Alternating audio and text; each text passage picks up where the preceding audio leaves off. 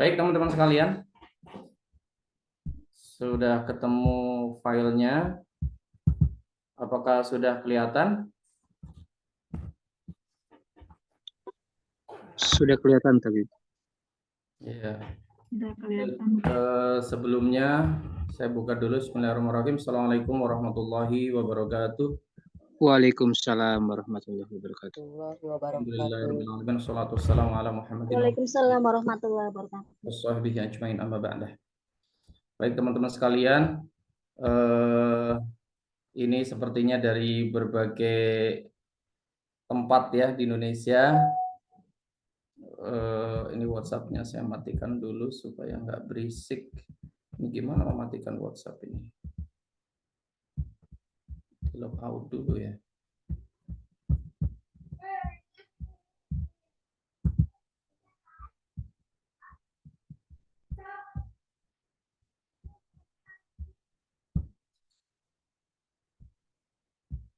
Cara log out gimana?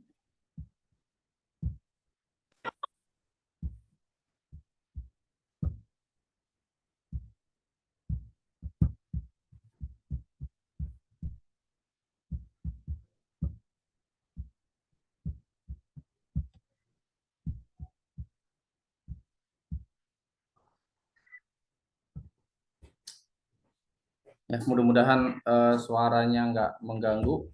Pop-up dari WhatsApp. Saya belum ketemu logout-nya. Baik teman-teman sekalian, jadi malam ini kita mulai lagi kajian pekanan Batara Ramuan. Sebelumnya sih kita sudah beberapa kali ya menyelenggarakan ya, tapi kadang tidak rutin. Jadi mudah-mudahan untuk yang sekarang kita bisa rutinkan kembali untuk kajian pekanannya. Itu Pak. Dibantu admin. Mudah-mudahan bisa rutin ya, pekanan pengobat tradisional ramuan. Tapi memang materi yang akan kita kaji bersama ini pertengahan ya antara empiris dengan komplementer. Jadi teman-teman yang ikut ini kan banyak yang dari komplementer, banyak juga yang dari empiris ya. Komplementer itu berarti nakestrat, pendidikan formal ya. Kemudian ada juga yang nakes ya, dari konvensional, dari perawat, bidan, dokter. Kemudian banyak juga yang dari pengobat tradisional ramuan, empiris. Jadi saya mohon maaf menggunakan nanti bahasa-bahasa umum ya untuk teman-teman yang nanti di sini bergabung dari nakes atau nakestrat. Saya menggunakan bahasa campuran ya. Walaupun saya dari farmasi bahan alam, tetapi ya ini kita belajar bersama pengetahuannya atau keilmuannya empiris ya, empiris gitu. Baik teman-teman sekalian.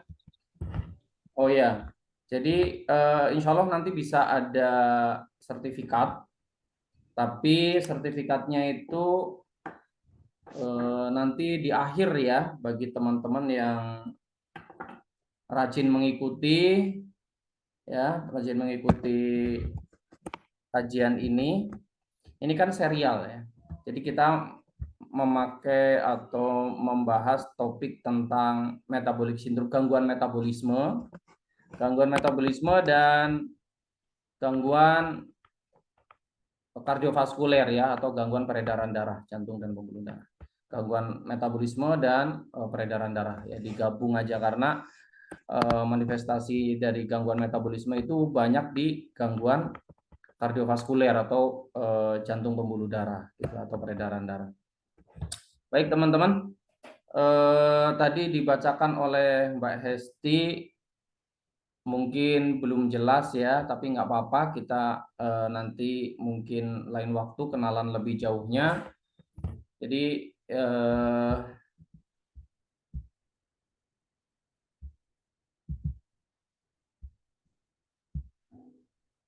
kalau sekarang belum lengkap yang mau oh ini ada nih ya, coba ya. Saya share dulu videonya ya. Tampil apa enggak nih? Saya cek, coba share.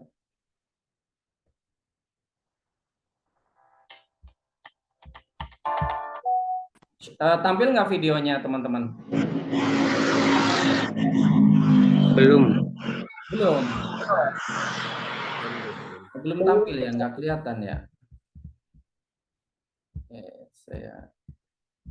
Oke, kayaknya mungkin harus stop share dulu. Oke. Mungkin sekarang udah kelihatan. Udah kelihatan belum teman-teman? Udah. Oke. Sudah kelihatan. Oke ya. Oke, kita biar kenalan dulu ya, karena yang banyak kita bahas itu sebenarnya di level 4 KKNI, tapi plus pengayaannya ya. Jadi gangguan gangguan metabolisme ini itu ada materi-materi gangguan yang sebenarnya tidak dibahas di level 4, tetapi ya ini sebagai pengayaan gitu ya, karena enak membahasnya. Enak berbicara tentang fisiologi dan metabolisme kalau kita bicara tentang gangguan metabolisme. Jadi nanti kita lihat bersama-sama ya materinya. Tapi kita saksikan dulu video berikut ini ya dari LKP Roche Educare.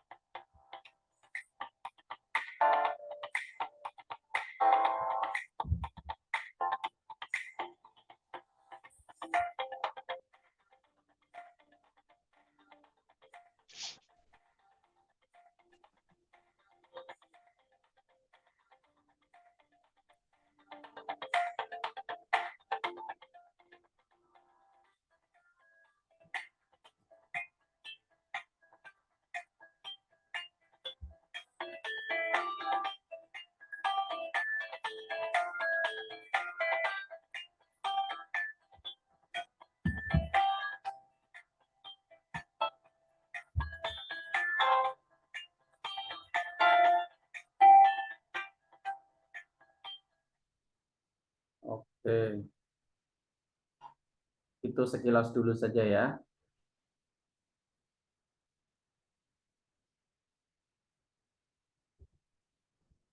Tutup.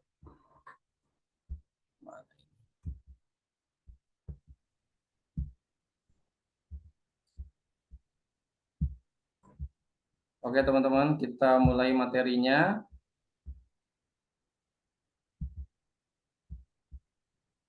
Ini serial metabolic syndrome ya, serial gangguan metabolisme. Kita mulai dari gangguan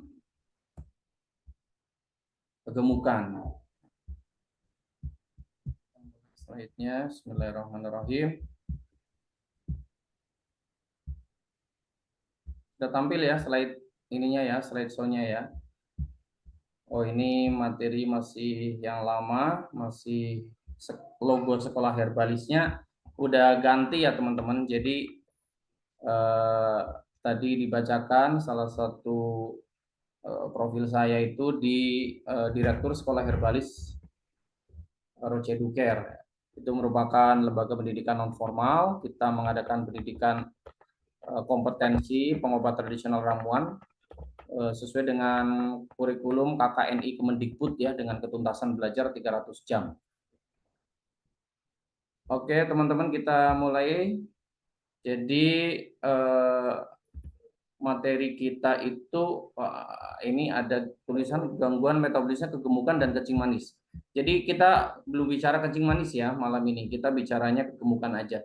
Jadi gangguan metabolisme itu nanti lingkupnya ada kegemukan, kemudian gangguan lemak darah, ya hiperlipidemia, kemudian gangguan sebenarnya resistensi insulin gitu ya, tapi nanti kita bahasnya di kencing manisnya saja. Kemudian mungkin kita nanti bahas aterosklerosis ya, gangguan lemak darah, kemudian nyambung aterosklerosis, ya, atau nanti kencing manis dulu ya, kemudian atau baru aterosklerosis, nyambung ke hipertensi, kemudian kita bahas selanjutnya mungkin stroke gitu ya, kardiovaskular disease-nya itu stroke, kemudian mungkin PCK ya, seperti itu. Jadi diikuti saja supaya nanti nalar logikanya nyambung ya, karena kalau nanti putus-putus ikutnya hanya pas tengah saja, nanti mungkin kurang nyambung patogenesisnya atau perjalanan gangguan kesehatannya nanti nggak nyambung gitu ya, jadi kurang utuh lah seperti itu.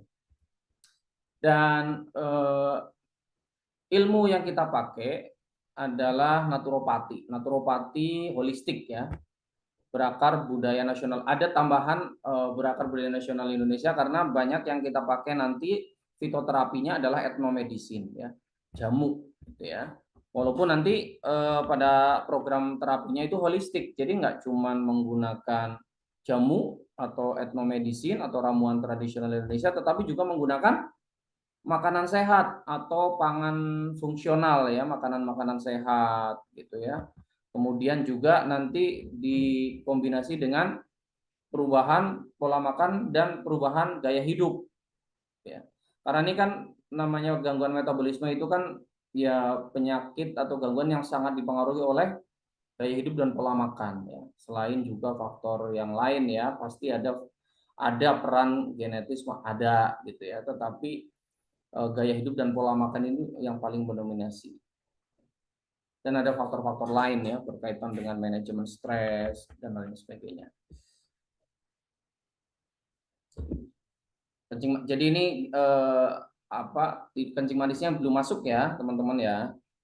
Nanti mungkin pas sesi tanya jawab nanti saya tanya mungkin sebagian kenalan. Jadi karena tadi ini ada mahasiswa-mahasiswinya Dr. Nyoman ya. Dr. Nyoman itu salah satu alumni peserta sekolah herbalis level 4 kita yang kemarin ya.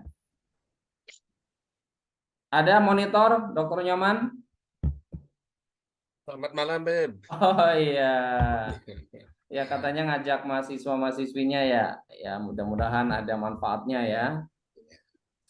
Jadi kelas kita itu kan kelas empiris ya, level 4 empiris ya, non formal. Tetapi alhamdulillah banyak juga teman-teman dari nakestrat, bahkan dosen-dosen yang pada ikut.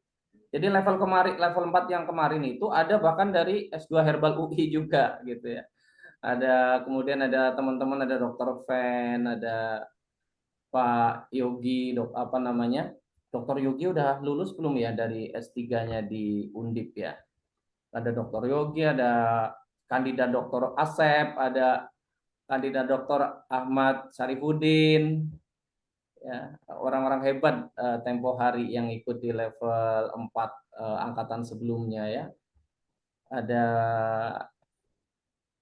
beberapa ya, saya lupa. Nah, itu alhamdulillah. Tapi ini materinya bukan materi medis ya. Jadi benar-benar ini materi empiris dari dasar, dari nol ya. Dari nol. Justru kalau kata Dr. Fen saya suka nih karena materinya dari nol, dari dasar gitu ya, terstruktur, sistematis, kata Dr. Fen begitu ya. Jadi kita mengikuti standar yang terendahnya. Jadi kita nggak mengikuti standar pengetahuan medis ya. Mohon izin. Tapi mengetahui standar SMA gitu ya, lulusan SMA. Nah, kita mulai dari obesitas. Obesitas atau kegemukan ya. Ya, sebelum ngomongin diagnosa kegemukan ya, yang masuk kategori obesitas itu apa, kita dimulai dari bahayanya obesitas itu apa ya. Jadi ternyata obesitas itu memiliki banyak resiko, dari Yang mana nih mau dipilih dulu nih? Dari diabetes tipe 2 dulu ya. Memang tidak serta-merta kemudian menjadi kencing manis ya, ada perjalanannya. Ya, biasanya kan eh, apa namanya, resistensi Ya. insulin dulu, gitu ya. Jadi insulinnya bebal dulu, gangguan metabolisme dulu, kemudian terjadi apa namanya, gangguan lemak darah, gitu ya. Jadi gangguan metabolisme lemak. Kemudian tapi memang kadang nggak ketahuan gitu ya. Kalau obesitasnya lama itu kan banyak peradangan, kemudian eh, terjadi insulinnya bebal gitu ya. Insulinnya budek bebal gitu ya. Tetapi pankreasnya masih bagus. Makanya belum terjadi diabetes ya. Jadi pankreasnya itu masih bisa kompensasi apa namanya, memproduksi insulin dengan banyak gitu ya. Kalau tapi biasanya orang obesitas itu memang sudah terjadi tuh insulinnya bebal, resisten udah terjadi ya. Udah terjadi tetapi biasanya pankreasnya masih bagus, makanya dia masih bisa mengkompensasi dengan mengeluarkan banyak insulin gitu ya. Jadi kalau orang normal sehat itu makan nasi sepiring butuh insulin 100 unit misalnya. Kalau orang yang sudah gemuk lama gitu sampai obesitas gitu ya. Tapi ternyata apa, belum kencing manis, biasanya sudah bebal insulinnya ya, sudah banyak bebal insulinnya. Jadi dia tubuh memproduksi insulin, pankreas memproduksi insulin itu lebih banyak.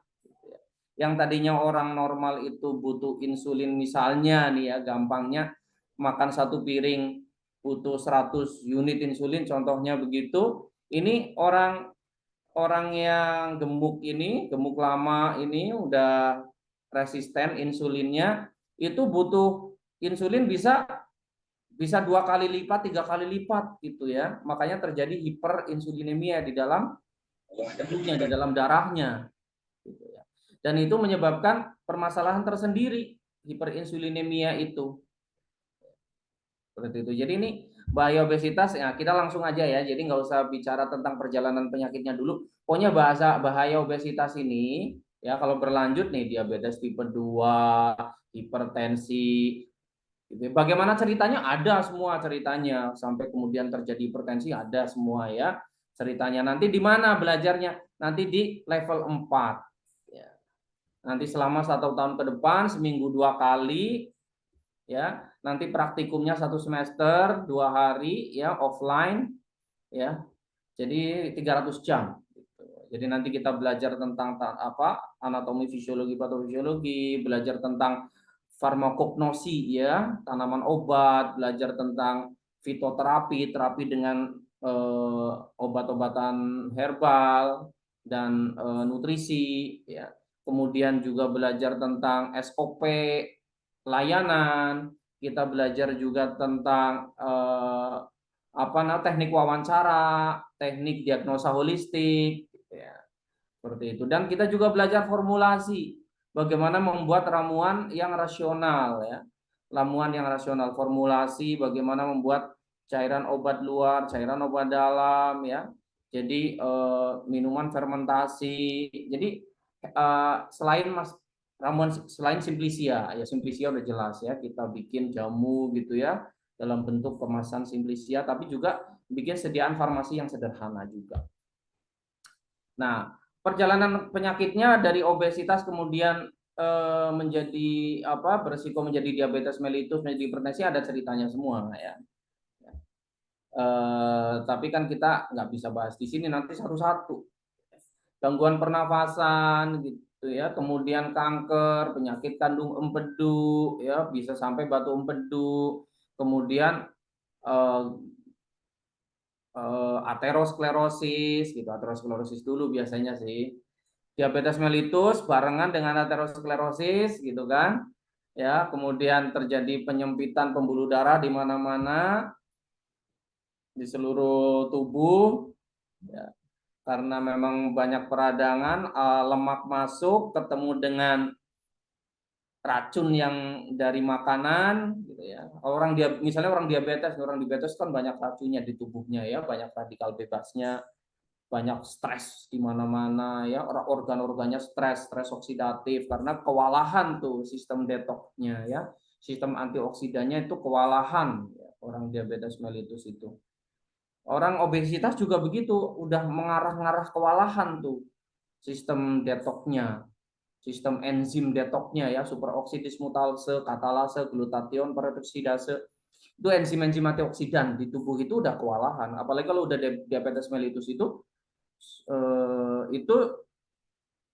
nggak cuma sistem detoksnya yang tekor, sistem imunnya juga tekor karena peradangan melulu gitu ya. Makanya dia susah regenerasi. Padahal seluruh tubuh itu namanya regenerasi itu sudah sunatullah. Pankreas itu sunatullahnya regenerasi. Tapi kalau sudah diabetes tipe 2 gitu ya, itu susah regenerasi karena sistem imunnya tekor, yang mengontrol regenerasi kan sistem imun ya. Sudah stres gitu ya, stres oksidatif karena kelebihan racun gitu ya. Kemudian juga peradangannya masif gitu. Jadi sampai kemudian sistem imunnya itu yang mengontrol regenerasi itu bermasalah. Jadi akhirnya apa? Pankreasnya rusak tapi nggak bisa regenerasi. Gitu. Gampangnya seperti itu. Nah, kalau sudah diabetes, gampang terjadi penyempitan pembuluh darah, lemak ketemu dengan racun, lemaknya nempel di dinding pembuluh darah, menyebabkan pembuluh darah itu menyempit ke dalam ya, menyumbat gitu sampai dan kaku. Kalau namanya menyempit lemak nempel itu terjadi plak, itu menyempit dan mengeras gitu ya, mengeras dalam arti rapuh gitu. Makanya resiko terjadi apa? Stroke gitu ya. Nah, kalau sudah menyempit di mana-mana kemudian kaku. Nah, udah menyempit kaku nih, dua ya. Udah menyempit kaku. Ya pasti ya hipertensi alamat gitu ya. Jadi kalau pengen aliran darahnya bagus itu kan pembuluh darahnya harus elastis. Ya udah lebar normal gitu, lebar elastis. Nah, kalau sudah banyak peradangan, lemak gampang nempel gitu ya. Lemak gampang nempel nih karena ketemu dengan racun-racun gitu ya, radikal bebas itu akan cepat nyempitnya itu jadi plak-plak di mana-mana. Makanya jadi kemudian hipertensi gitu. Nah, udah pembuluh darahnya menyempit, kemudian kaku, udah sempit kaku. Gitu. Nah, ini nanti bisa di program terapi. Ya, gimana supaya plaknya mulai terkikis gitu ya, kemudian elastisitasnya naik gitu. Seperti itu ya. Sampai mana tadi? Sampai ini saya nggak sekali lagi ini ke bawah cerita patogenesis jadinya ya. Ini nggak akan sempat ya, kita waktunya nggak mungkin. Jadi bisa memicu gangguan pernafasan ya, iyalah orang gemuk gitu kan, terlalu banyak yang harus disuplai oksigennya, sedangkan kapasitas parunya segitu-gitu aja ya, iyalah gitu ya. Gangguan pernafasan, apalagi ada orang asma gemuk gitu ya, double action itu, udah asma obesitas double action tuh ya, gampang kambuhnya. Ini belum autoimun juga ya. Kemudian kanker, ya iyalah namanya juga banyak peradangan, banyak stres oksidatif gitu ya. Nantilah istilah-istilah stres oksidatif itu nanti pelan-pelan ya. Sekarang mungkin masih bingung. Stres oksidatif itu karena kebanyakan oksidan gitu. Kebanyakan oksidan. Oksidan tuh racun itu, gampangnya begitu. Oksidan tuh racun. Racun yang dari mana? Dari makanan gitu ya, dari minuman. Bisa dari dalam tubuh kita juga kalau stres berkepanjangan, depresi gitu, bisa jadi Jadi memicu stres oksidatif juga. Jadi selnya stres, organnya stres gitu karena kebanyakan racun gitu. Kebanyakan racun, kemudian sistem anti racunnya, sistem detoxnya lemah gitu dengan berbagai sebab ya. Ya, kemudian ini kanker gitu. Kalau kanker itu kan berarti sudah apa? Sudah sampai kemudian menjadi kanker kan ada kegagalan-kegagalan sebelumnya. Ya, namanya ada apa namanya racun itu kan dikasih apa namanya sebenarnya dibersihin sama anti racun, antioksidan di dalam tubuh kita. Apalagi ketambahan antioksidan dari luar tubuh kita dari makanannya kurang gitu ya, makanannya nggak sehat, kurang buah, kurang sayur, kurang antioksidan, kurang asam amino, kurang probiotik, ya kurang protein. Ya itu ya jadi sistem antioksidannya kurang, makanya gampang kena racun. Nah, racunnya itu meracuni sel. Selnya itu bisa rusak. Bahkan ada yang levelnya lebih tinggi, nggak cuma meracuni sel, meracuni intinya inti sel. Meracuni inti sel yang sampai meracuni DNA gitu. Di dalam inti sel itu ada DNA, di mitokondria ada DNA. Sampai meracunnya sampai ke mitokondrianya keracunan, DNA-nya keracunan gitu ya, nggak bisa memperbaiki. Sebenarnya kan sudah dimodali oleh Allah Subhanahu wa taala itu untuk repairing sebenarnya ya. Sel itu mengalami repairing, DNA juga DNA mengalami repairing, perbaikan gitu ya, memperbaiki kalau kerusakan. Kalau sampai nggak bisa diperbaiki, bunuh diri kan gitu. Sudah ada mekanisme itu, tapi kalau tubuhnya nggak bagus, sistem imunnya nggak bagus, nggak bisa memperbaiki diri, ya apa namanya nggak bisa bunuh diri gitu. Akhirnya apa? Mutasi itu apa DNA-nya yang kena racun dari makanan itu ya, yang karsinogenik itu ya. Ya contohnya apa? Gorengan. Gorengan maksudnya gorengan yang digoreng berkali-kali atau digoreng suhu tinggi lah, pokoknya jajan gorengan di luar lah. Gorengan di luar itu banyak racunnya, nggak cuman radikal bebas tapi sampai karsinogenik. Nah, dari tadi saya ada beberapa istilah-istilah yang nanti jadi PR ya oleh teman-teman ya. Ada radikal bebas, ada eh, karsinogenik ya, pelan-pelan nanti dipahami ya. Kemudian tadi istilahnya apa? eh, Antioksidan gitu. Radikal bebas kan oksidan ya, gitu, prooksidan gitu, atau istilah medisnya ada O2-min gitu ya. Nah, kemudian ada antioksidan. Antioksidan itu ada endogen. Nanti kita bicara ya. Sistem detox nanti kita bicara di level 4 gitu ya. Antioksidan itu ada yang dari dalam tubuh, endogen, ada yang dari luar tubuh ya. Gitu. Nah, seperti itu.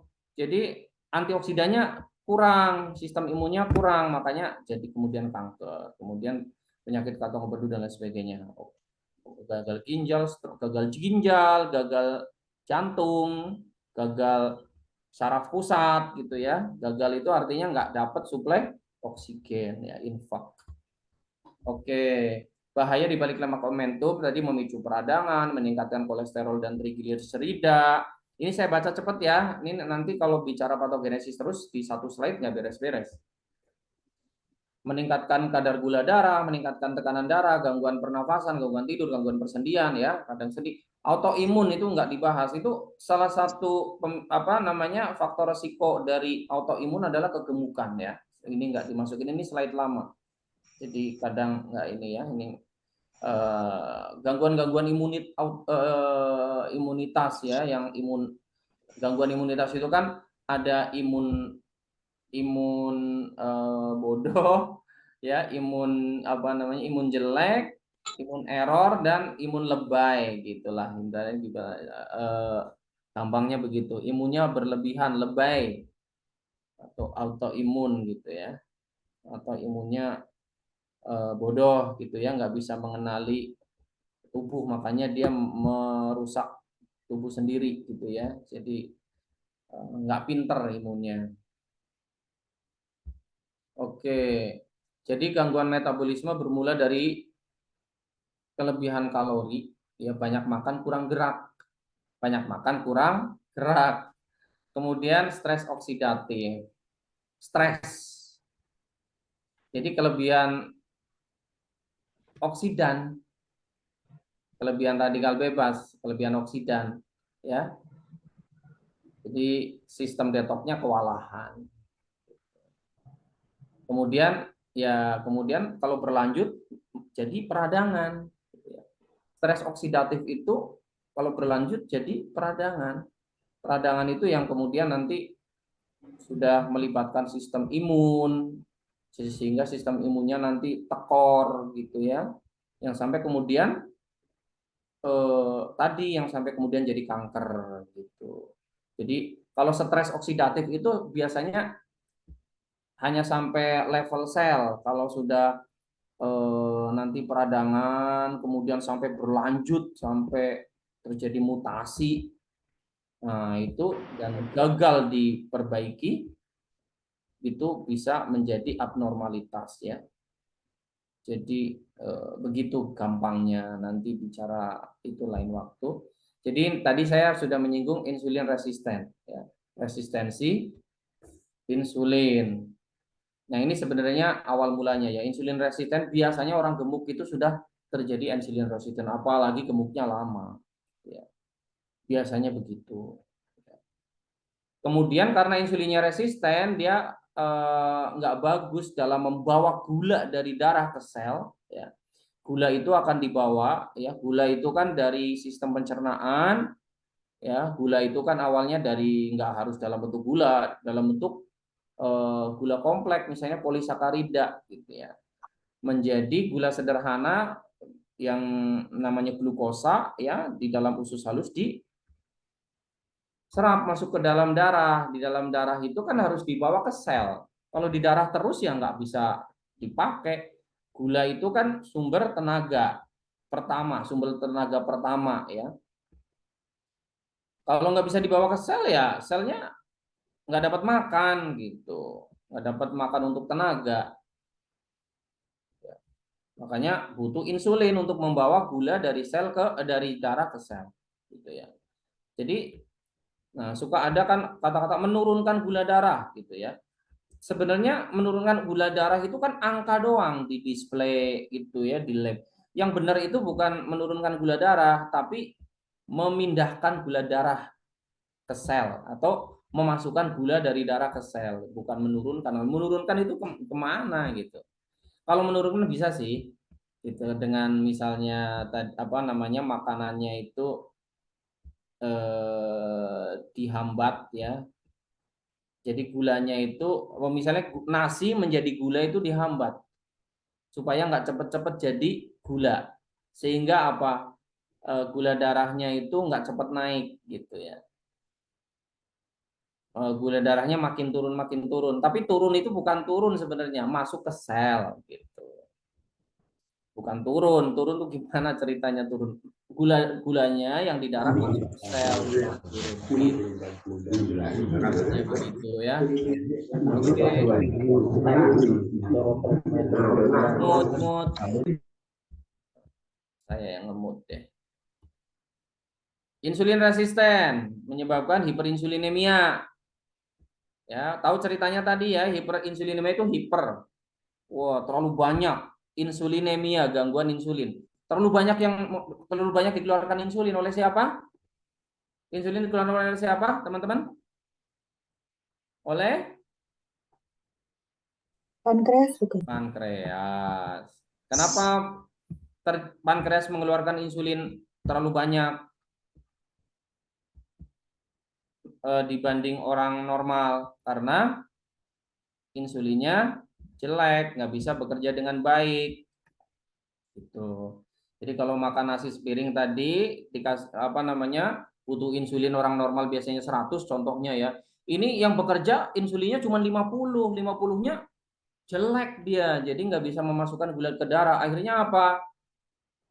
Karena harus terjadi homeostasis, maka sistem apa namanya homeostasisnya ya otaknya memerintahkan pankreas memproduksi insulin lagi. Tapi yang diproduksi juga nggak semuanya bagus. Misalnya 50%-nya jelek gitu. Ini masih mending 50%-nya jelek. Ada yang mungkin insulin resistennya udah ini banget ya, udah jelek banget gitu. Akhirnya apa? Produksi terus, produksi terus, produksi terus. Lama-lama gulanya turun normal sih, tetapi insulinnya ini diproduksi banyak. Nah, ini belum diabetes mellitus biasanya karena pankreasnya masih bagus. Tapi lama-lama pankreasnya jebol ya, lama-lama pankreasnya rusak gitu ya. Begitu, lemah gitu. Lama-lama lemah, lama-lama lemah, lama-lama rusak juga. Chronic inflammation, jadi terjadi peradangan kronis ya, orang orang insulinnya, orang yang sering insulinnya tinggi ya, itu akan menyebabkan peradangan kronis gitu. Makanya kalau udah gemuk jangan lama-lama turunin ya, olahraga gitu ya, diet gitu ya. Tapi olahraga nggak bisa digantikan ya, olahraga mah paling bagus gitu. Jadi sebenarnya nggak cukup dengan diet gitu. Karena bisa jadi gini, orang senang apa namanya diet, orangnya mau diet, suka di apa, maulah diet, tetapi nggak mau olahraga. Ya dia lebih sehat sih dibanding orang yang gemuk pada umumnya, tetapi bisa saja lebih kalah sehat dengan orang gemuk yang suka olahraga. Nah, gitu. Orang gemuk suka olahraga. Ada orang yang kurus tapi nggak mau olahraga, bisa jadi orang gemuknya lebih tahan, lebih sehat, bisa jadi. Gitu. Tapi kegemukan itu faktor risiko di banyak penyakit, makanya tetap saja harus kurus. Kalau orang gemuk rajin olahraga dengan orang kurus rajin olahraga, peluang sakitnya besar yang mana? Jelas besar yang orang gemuk gitu, kegemukan lah, bukan gemuk, kegemukan. Jadi tetap masih ada risiko ya. Nanti kategori kegemukan tuh yang mana nanti kita belakang ada. Kemudian hipertensi, aterosklerosis, diabetes tipe 2, obesitas, kanker dan sebagainya. Ada yang belum saya sampaikan tuh, perlemakan liver, perlemakan hati tuh dari tadi nggak dibahas ya. Jadi orang gemuk itu biasanya hatinya berlemak gitu, perlemakan hati ya. Kaitannya tadi dengan ini sih, apa tuh tadi, penyakit kantung empedu, batu empedu, perlemakan hati, terus lama-lama terjadi radang batu empedu, terus kantong apa namanya, kemudian terjadi batu empedu. Gejala resistensi insulin sering tidak menunjukkan gejala ya, tapi udah mulai mudah lelah, mudah ngantuk, mudah lapar, sulit konsentrasi gitu. Tanda selanjutnya bisa muncul lemak perut, tapi lemak perut bisa sejak awal juga gitu. Ya tidak harus di akhir, lemak perut itu bisa jadi awal, apalagi yang jarang olahraga ya. Kenaikan gula darah, kenaikan lemak darah, ya, bercak hitam di leher, pangkal paha, ketiak. Nah ini nanti dipelajari kok ya. Nah ini ya, jadi gini, resistensi insulin, high blood pressure, kemudian triglyceride level, triglyceridnya tinggi, tekanan darahnya tinggi. Ini tanda metabolic syndrome ya. Kemudian trigliserid tinggi, HDL-nya rendah. HDL-nya harusnya bagus kan? HDL-nya harusnya bagus. Trigliseridnya kan berapa maksimal trigliserid? Ini kalau tanda di medis ya. Tapi kalau pengobatan tradisional kan nggak melihat angka. Bawahnya ini udah kelihatan lah, gendut kayak gini udah nggak sehat. Lanjut.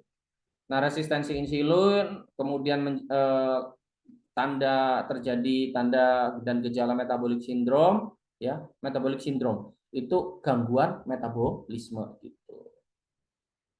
Kemudian terjadi cardiovascular disease gitu. Jadi nanti arahnya ke gangguan peredaran darah, jantung dan pembuluh darah gitu ya.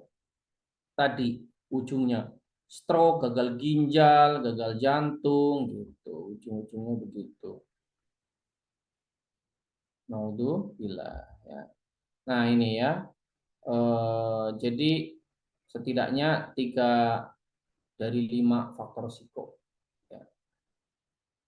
Jadi obesitas abdominal, lingkar pinggang kalau pria, tapi ini saya nggak pakai ini ya, Oh iya, ini udah yang benar, ini udah benar nih, ini udah saya koreksi. Jadi pakai yang ini aja. Kan biasanya kan pakai 93 cm untuk yang pria, kemudian wanita 90 gitu ya. Itu kalau tinggi badannya beda bisa beda. Kalau orang Asia dengan orang Eropa beda. Ini lebih umum, lebih bisa akurat ya. Jadi lingkar pinggang itu setengah tinggi badan. Itu yang acuan yang sehatnya itulah. Ambilinnya Jadi mau setinggi apa juga patokannya itu aja ya. Setengah tinggi badan. Pria maupun wanita. Ya nanti kalau yang terlalu pendek beda sih gitu. Tapi yang tinggi apa yang tingginya normal seperti ini. Kemudian trigliserid itu lebih dari 100 mg per desiliter ya kalau diukur. Kemudian HDL ya di atas 40 mg per desiliter gitu. Oh, maaf salah ngomong. HDL itu kurang dari 40 mg per desiliter lah. Gampangnya kurang dari 40 lah gitu ya. Kurang dari 40 mg per desiliter. Tapi biasanya kolesterol total yang dicek-cek pakai alat sederhana kolesterol total ya. Kolesterolnya itu harus kurang dari 200 lah gampangnya begitu. Trigliseridnya, jadi yang dicek dua lah kalau yang dipakai alat-alat cek sederhana itu. Trigliseridnya nggak boleh lebih dari 150 mg per desiliter. Kemudian kolesterol totalnya nggak boleh lebih dari 200 mg per desiliter. Gitu. Tekanan darahnya itu kalau ini yang ini kita lagi mengenali gejala ya ini kalau yang sudah kategori metabolic syndrome itu eh, di atas 130 per 85 itu 130 per 85 mm hidragirum. Glukosa puasanya lebih dari 100 mg per desiliter. Jadi kalau ada 3 tanda ini ya tadi udah obesitas, udah perutnya gendut, trigliserid tinggi, kolesterol tinggi, nah itu udah metabolic syndrome. Jadi nggak usah diborong 5-5-nya, cukup 3 saja. Udah gangguan metabolisme. Ya. Kadang lingkar perutnya kadang nggak gendut, tapi misalnya trigliserid tinggi, kolesterol tinggi, tekanan darah tinggi, udah gangguan metabolisme juga. Udah gangguan metabolisme ya. Atau glukosa puasa lebih dari 100. Nah, ini kalau udah kena gula darah lebih dari 100 itu udah gangguan kalau bagi saya ya. Walaupun tekanan darah normal, lemak darah normal, trigliserid normal, kemudian tidak gendut, kalau gula darahnya puasa udah lebih dari 100 mg per desiliter, udah kalau bagi saya udah metabolic syndrome. Yang lain mah ini aja, karena ini aja mungkin lagi bagus saja. Tapi memang resikonya lebih rendah. Tapi kalau sudah gula darahnya lebih dari 100 itu walaupun yang lain bagus semua tetap itu sudah termasuk kalau bagi saya itu udah masalah ya, gangguan metabolisme. Kalau untuk gula darah lebih dari 100 bagi saya udah gangguan metabolisme. Karena gula darah itu udah terakhir sebenarnya. Itu udah dampak gitu. Dan yang lain itu bisa sangat rentan untuk terjadi gangguan ya, termasuk lemak darah tadi. Jadi nunggu giliran tensi naik, nunggu giliran kolesterol naik sebenarnya kalau udah glukosa darahnya lebih dari 100. Ini untuk yang degeneratif ya, tipe 2. Oke. Kegemukan ya, penumpukan lemak yang berlebih yang membuat berat badan di atas normal. Berat badan di atas normal tuh berapa? Nanti kita lihat. Berat badan di atas normal gampangnya itu ya, itu sebenarnya resikonya kan lebih banyak di perut ya. Karena ada orang yang berat badan seolah-olah di atas normal tapi perutnya nggak gendut. Itu apalagi kalau dia rajin olahraga gitu. Dan ini berat badan di atas normal kalau orang binaragawan tuh nggak berlaku. Binaragawan itu di atas normal berat badannya tapi perutnya langsing-langsing gitu. Ini nggak berlaku. Jadi memang lemak perut itulah yang tadi yang kayak apel itu ya. Gitu. Jadi ini anggap aja ini bukan binaragawan, anggap aja gitu ya. Jadi bukan binaragawan, kegemukan dan ini intinya kalau ini perutnya gendut kan dan berat badannya di atas normal gitu.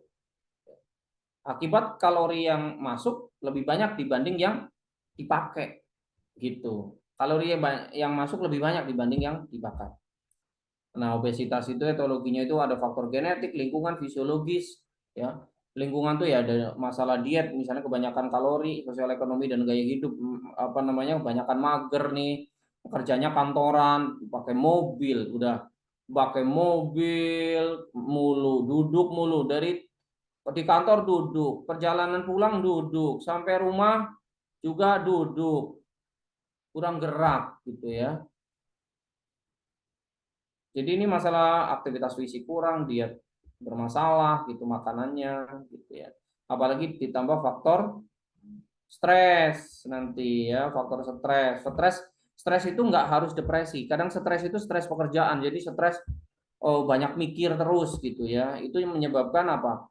Nggak enjoy olahraga juga males gitu. Akhirnya pelariannya di makanan gitu. Faktor stres. Orang stres tuh banyak yang banyak makan ya. Orang suka marah-marah, stres gitu, itu cepat lapar.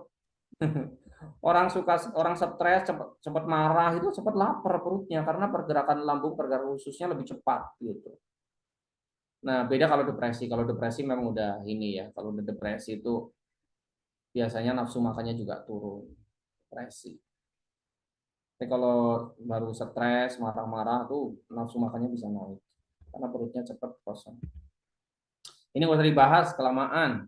Patofisiologinya yang ini soal expenditure segala macam ya. Jadi balance expenditure dan lain sebagainya. Intake, oh nggak usah. Nah intinya kalau apa namanya ada masalah ada gangguan regulasi adipokin. Ini satu hormon ya di jaringan lemak gitu. Jadi ada resistensi hormon leptin. Hormon leptin itu yang hormon kenyang ya, nafsu makan dan kebutuhan energi terganggu gitu. Kemudian sisi lain terjadi resistensi insulin. Kemudian eh, apa namanya terjadi gangguan dalam perubahan glukosa menjadi glikogen. Kemudian energi tinggi jadi obesitas. Gitu ya. Oke, cepatan aja, yang mudah difahami aja yang cepat-cepat. Penyebab obesitas. Tadi faktor-faktor risikonya kan udah ya, kurang gerak, banyak. Tadi yang di etiologi itu, etiologi kan kita udah bicara tentang penyebab sebenarnya tadi di slide itu tadi. Tapi ini ditambahin oke lah. Gangguan metabolisme lemak dan karbo, nggak ada genetik, ada konsumsi karbo dan tinggi lemak jenuh, kurang olahraga, aktivitas fisik, kemudian stres, kemudian mengkonsumsi makanan cepat saji yang mengandung tambahan gula tinggi dalam jangka panjang. Bisa pertambahan usia yang memicu perubahan hormon dan kebutuhan kalorinya. Kemudian ada ini kalau soal ini nggak usah dibahas ya karena ini bukan degeneratif, ini masalah mengkonsumsi obat-obatan KB ya. Misalnya obat-obatan apa yang bisa memicu ini orang nafsu makannya liar? Minum dexamethasone ya yang banyak di atau inilah obat-obatan kortikosteroid lah gitu ya, itu bisa memicu nafsu makan yang liar gitu. Tapi nanti tensi naik ya, kemudian lemah imun, gampang kena jamur gitu. Makanya buas, pipisnya kencing, jadi terjadi apa namanya susah kencing gitu. Itu banyak tuh yang di obat-obat Cina tuh ya, yang apa sih pikang suang apalah gitu, banyak tuh yang ada sih ya, tulisannya sih ada ginseng apa gitu ya untuk nafsu makan, tapi isinya ternyata kortikosteroid ya, dexamethasone kayak gitu, jadi nafsu makannya naik gitu, tetapi nanti tulangnya jadi rapuh, gigi keropos gitu ya, nanti bahaya, jangka panjang bisa wah, terjadi gangguan di tulang, apalagi tulang belakang, bungkuk, lemah, rapuh. Itu yang bahaya. Oke. Nah, ini obesitas. Nah, ini nih, sayang di obesitasnya saja ya. Ini bagian ini nih. Yang obesitas ternyata juga dipengaruhi oleh mikrobiom, masalah apa sih namanya, keseimbangan mikroba di saluran pencernaan. Ini pengaruh juga ya. Oke.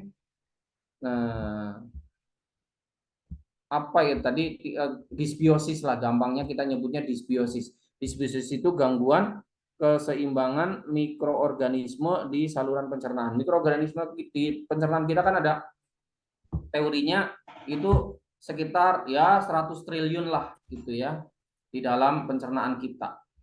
Dan itu sangat berpengaruh atau mempengaruhi sistem imun.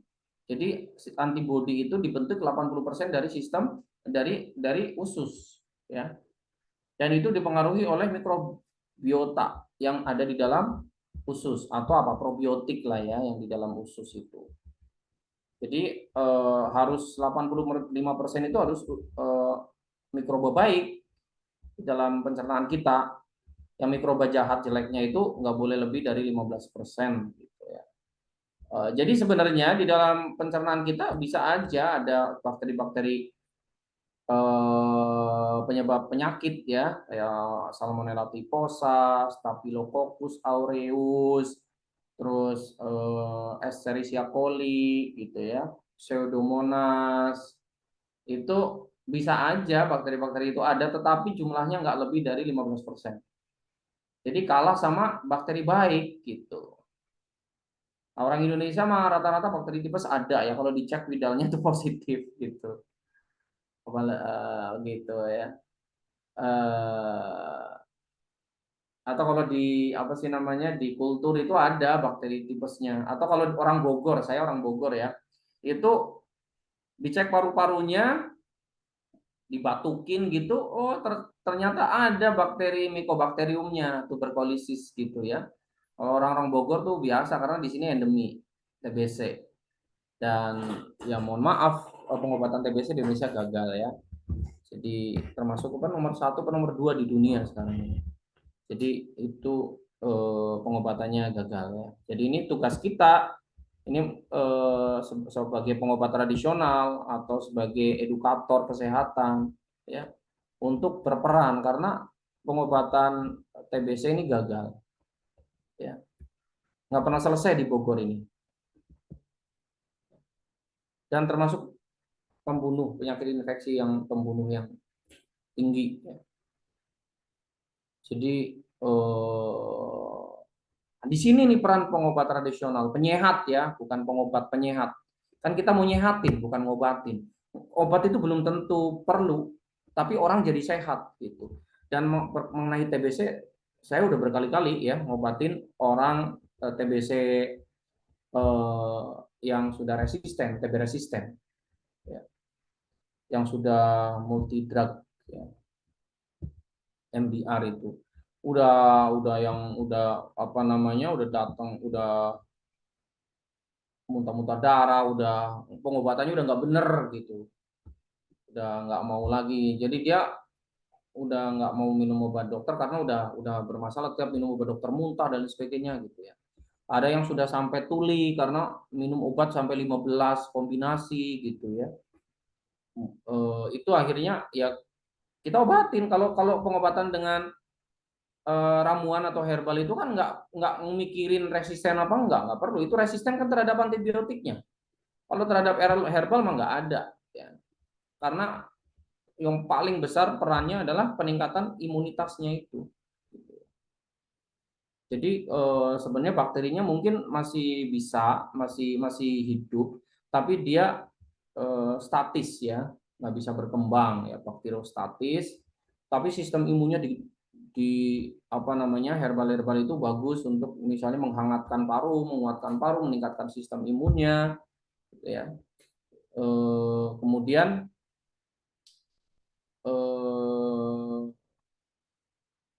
nafsu makannya naik dan lain sebagainya, akhirnya apa, regenerasi gitu ya. Jadi bersih anti apa namanya sudah infeksi paru lama itu kan wah sistem tubuh tuh udah parah ya. Udah darahnya asam, radikal bebas di mana-mana gitu ya, peradangan di mana-mana, stres oksidatif. Nah, dengan herbal, makanan sehat, ya itu semuanya kebantu. Kemudian dikasih ya propolis, jahe, mengkudu, udah gitu ya, sembuh insya Allah gitu. Protein jangan kurang, kasih apa? Yogurt, kefir gitu. Minumnya yogurt, kefir, ikan, yogurt, kefir, ikan, telur gitu ya. Yogurt, kefir jangan kurang ya. Yogurt, kefir, itu kan nggak cuma probiotik tapi asam-asam amino siap pakai gitu ya. Apalagi kalau kefir kolostrum ya, dari kolostrum sapi gitu, wah udah mantep lah. Tambah kolostrum gitu. Apalagi kalau Anda kefir susu kambing boleh gitu misalnya seperti itu ya. Saya alhamdulillah lah berkali-kali untuk ngobatin yang TBC itu. Ya, TBC udah resisten, jadi udah kapok, udah artinya ya mau nggak mau daripada nggak diobatin ya kita kasih herbal karena udah nggak kuat dengan ini tadi ada yang sampai tuli gitu pendengarannya sangat terganggu gitu sampai dia kalau ini tuh SMS-an dengan saya ketika ditanya itu dia susah gitu jawabnya ya alhamdulillah sampai sembuh ya, ibu-ibu. Kalau yang tadi sampai muntah darah kayak gitu itu apa namanya anak muda. Oke, jadi dysbiosis itu ketidakseimbangan dalam komposisi mikroorganisme di pencernaan ya. Nah, ini tadi sudah dibahas lah ya sedikit ya. Jadi bisa jadi juga ini berpengaruh ya terhadap masalah kegemukan gitu. Oke, lanjut ya. Ini udah tadi lah udah dibahas ya. Jadi udah dibahas juga. Oke, ini juga.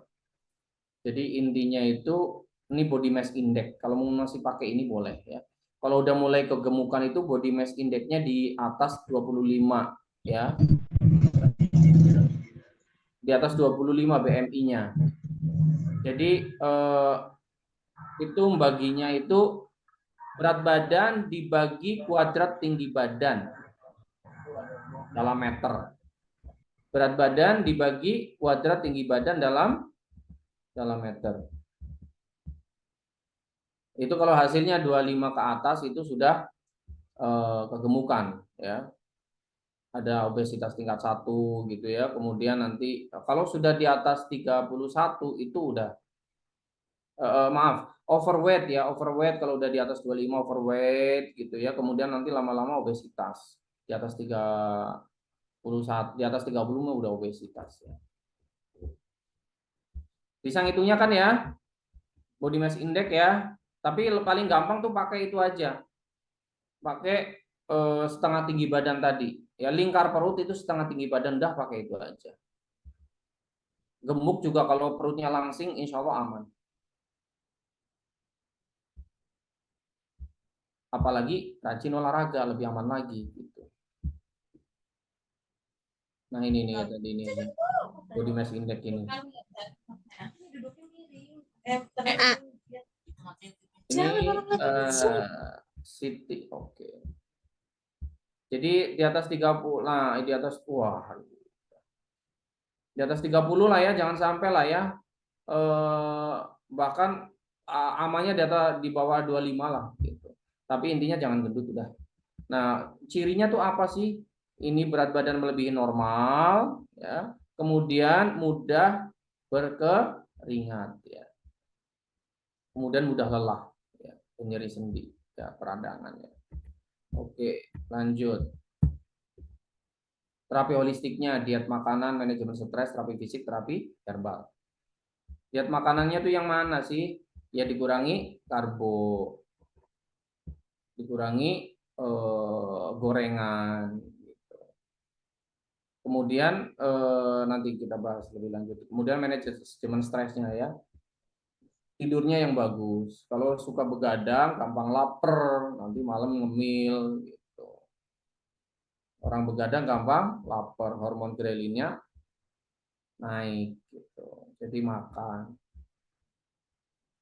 Kemudian jadi malas olahraga besoknya juga gitu kalau tidur kemalaman. Kemudian terapi fisiknya ya dengan olahraga tadi ya, jalan setiap hari setengah jam misalnya gitu, atau setiap makan itu habis makan dibuang kalorinya gitu. Ini untuk orang-orang yang modern ya, tapi kalau orang-orang yang udah memang kerjanya kerja fisik gitu ya, mereka tinggal ngatur makanannya. Karena eh, saya ada tukang yang memang tukang kan kerjanya dari pagi sampai malam ya, sampai sore lah gitu ya. Dia kan gerak terus, tapi dia apa namanya terkena jantung koroner coba. Alhamdulillah sekarang udah sembuh ya. Jantung koroner dia. Orang Tegal ya, itu saya akrab dengan dia karena udah berkali-kali ngerjain masjid, ngerjain rumah saya gitu. Ketika dihubungin, oh ini kena jantung koroner, kena jantung gitu. Ya memang rokoknya itu nggak berhenti dari pagi sampai sore. Terus makannya itu mie gitu. Mie sama nasi, rokok, gorengan, makannya nggak sehat lah. Ya gimana nggak terjadi plak gitu ya. Untung masih banyak gerak. Kalau yang nggak banyak gerak terus pola makannya kayak dia gitu ya, wah itu lebih parah lagi. Alhamdulillah dia udah nggak ngerokok, alhamdulillah. Jadi udah kerja lagi, udah kerja bangunan lagi, udah sehat lagi. Tadinya sempat berapa tahun ya, 1 atau 2 tahun lah, 2 tahunan gitu nggak kerja karena udah terdiagnosa penyempitan. Tadinya kan mau diminta operasi gitu ya, ya kirim-kirim obat, jadi alhamdulillah gitu ya, nggak perlu dioperasi. Dikirimin obat terus rutin, terus diet makanan segala macam. Alhamdulillah sudah sembuh ya, udah kerja lagi. Jadi prinsipnya gini, orang gemuk tuh ya. Jadi ini kan yang kita lakukan, diet makanan, manajemen stres, terapi fisiknya ya dengan olahraga gitu ya. Kemudian ramuan herbal. Ramuan herbal itu di mana sisinya? Dia menahan lapar sama nambah ini aja. Makan apa herbal itu menahan lapar gitu ya, sama meningkatkan ini aja, meningkatkan metabolisme gitu biar gampang keringetan gitu. Tambahannya herbal, tapi nggak harus dengan herbal, nggak dengan herbal pun nggak masalah gitu ya. Prinsipnya apa? Defisit kalori. Jadi orang gendut, ini jam berapa ya? Oh, oke, ini saya tadi bilangnya sampai jam setengah 9 aja. Oke, selesaikan ini deh. Prinsipnya itu defisit kalori. Defisit kalori itu menghabiskan cadangan gula di otot. Tadi kan kalau kita bicara itu gula di darah itu dimasukin ke sel, itu kan dijadikan glikogen. Ya. Kalau orangnya tidak lagi olahraga, kalau orangnya lagi diem gitu ya, diem habis makan, gula darah naik gitu ya, 1-2 jam masuk ke dalam sel dijadikan glikogen. Gitu. Tapi kalau orangnya udah apa namanya lagi olahraga tapi masa makan olahraga makan enggak. Jadi kalau orang diem ya gitu. Jadi dijadikan cadangan gula di otot dan di liver gitu.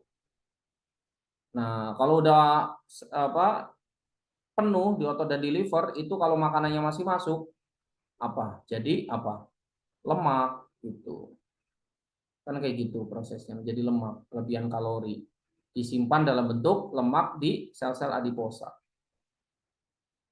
Jadi apa? Lipogenesis. Ini glikogenesis dan lipogenesis kalau orang makan tuh. Jadi pembentukan gula otot dan gula liver, kemudian masih berlanjut kalorinya menjadi pembentukan lemak. Gitu. Udah otot sama livernya udah kelebihan gitu. Oke, dan nah ini prinsipnya untuk bisa menurunkan berat badan, membakar kalori, membakar lemak ya. Prinsip untuk bisa membakar lemak, perhatikan, adalah defisit kalori. Karena apa? Lemak yang di perut itu ya, tidak akan bisa dipakai. Enggak cuma di perut ya, di seluruh tubuh. Lemak itu nggak akan dipakai kalau masih ada gula otot dan gula liver.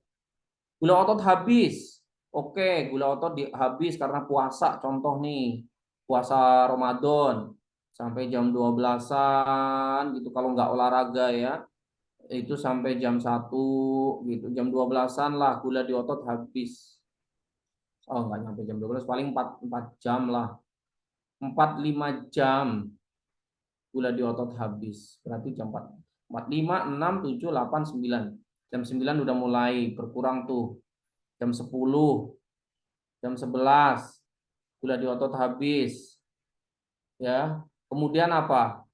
Gula di otot habis kan otot harus narik gula dari darah kan. Tapi di darah nggak ada gula karena nggak makan puasa kan. Maka harus dapat gula dari mana nih? Oh, di liver masih ada cadangan gula. Livernya apa? Diaktifasi oleh glukagon menjadi apa? Gluconeogenesis, membentuk gula baru dari cadangan gula di liver. Makanya sekitar jam 12, jam 11, jam 12 itu kalau puasa itu gula darahnya naik lagi. Gula darah dari mana? Dari liver. Gluconeogenesis, glukagonnya aktif. Biasanya untuk mengaktifkan glukagon itu ya ada gemeter-gemeternya gitu ya, jam 10, jam 11, jam 12 gitu. Bentar. Habis itu gula darah naik lagi tuh, terus langsung ditarik sama otot masuk gitu. Nah, nanti sampai livernya mungkin kehabisan gula lagi mungkin jam 2-an sekitar itu ya, tergantung aktivitas fisik ya. Sekitar jam 2-an, jam 3-an itu liver udah nggak punya gula lagi. Maka mulai jam 2, jam 3-an itu ya kalau udah puasa hari ketiga, hari keempat ya. Liver sudah kehabisan cadangan gula jam 3, jam 4, jam 3-an misalnya. Itu akan pakai apa? Orang puasa dari jam 2, jam 3 sampai sore itu kan butuh tenaga. Tenaga nggak cuma kalau olahraga atau kerja keras, tenaga untuk metabolisme tubuh kan, jantung berdenyut, apa namanya? Semuanya butuh tenaga. Kan orang punya basal metabolic rate namanya. Orang punya kebutuhan tenaga walaupun tidur seharian. Orang tidur seharian, orang diam seharian 24 jam, itu butuh tenaga ya, ya kalau orang dewasa usia 40-an gitu ya dengan berat normal itu sekitar 1.500 kilokalori kebutuhan kalorinya. Tetap butuh makan gitu. Nah, kalau ceritanya tadi kembali ke cerita tadi, kalau di liver udah habis cadangan gulanya ya, itu namanya defisit kalori. Maka dia akan membutuhkan apa? Karena lagi puasa kan nggak bisa makan, akan mencari alternatif. Ini tubuh ini memang didesain subhanallah gitu ya untuk bisa mencari cadangan tenaga lain gitu ya dengan apa? Keton ya, badan keton yang bisa diproduksi dari lemak. Ya. Jadi lemak-lemak itu akan dipecah menjadi asam-asam lemak kemudian menjadi keton body untuk menggantikan gula karena nggak ada gula gitu ya, gitu ceritanya ya. Kayak ini juga begitu, olahragawan kayak Ronaldo kayak gitu, atau pemain-pemain bola, pemain basket, pokoknya atlet-atlet itu kalau sudah jalan misalnya udah olahraga gitu ya, udah tanding setengah jam aja gula udah habis. Dia tenaga dari mana? Dari keton gitu, cadangan lemaknya. Makanya dia nggak bisa gemuk karena kepake terus tuh cadangan lemaknya gitu. Itu ceritanya ya. Jadi prinsipnya harus defisit kalori. Nah, begitu. Nah, nanti jam 6 pas puasa makan gula, makan kolak lagi. Misalnya tadi dari jam 2 sampai jam 6 ada 1 on lemak yang kepake. Tapi begitu kita makan sore gitu ya, kolak ini apa bakwan segala macam bubur apa dimakan, terbentuklah kembali apa lipogenesis. Ternyata 150 gram ya, pembentukan lemak baru. Tadi kebakar 100 gram, pembentukannya 150 gram. Kira-kira nanti akhir bulan Ramadan tambah kurus apa tambah gemuk? Tambah kurus apa tambah gemuk? Kalau kayak gitu. Kebakar 100 gram, kebentuk baru 150 gram. Ya jadi tentu saja jadi gemuk. Tapi kalau aktivitas kalau nah ini kan karena kelebihan kalori yang masuk gitu. Jadi strategi defisit kalori gimana? Nah ini ya, low karbo bisa gitu ya. Rendah karbo misalnya begitu. Rendah karbo. Ini kan ceritanya orang kegemukan nih. Ya, harus low karbo gitu ya. Karbo tahu ya sumber-sumber karbo ya. Jadi yang isinya yang mengandung tepung lah gitu. Tapi karbo non serat ya. Kalau karbo serat mah serat itu kan termasuk karbohidrat, tapi serat itu non gizi, jadi tidak masalah. Kalau karbo non serat, kalau karbo serat nggak ada masalah. Nggak akan diolah menjadi nutrisi gitu. Low karbo, kemudian tambah aktivitas fisik, kemudian kalau kurang ini gitu ya, intermittent fasting, makannya cukup 2 kali pagi siang atau siang sore. Kalau orang diabetes lebih bagus pagi dan siang kalau mau makan, sore jangan makan. Kalau orang diabetes, karena orang diabetes itu resiko fenomena fajar ya, jam 2, jam 3 pagi sampai jam 7 pagi itu gula darahnya naik karena terjadi gluconeogenesis.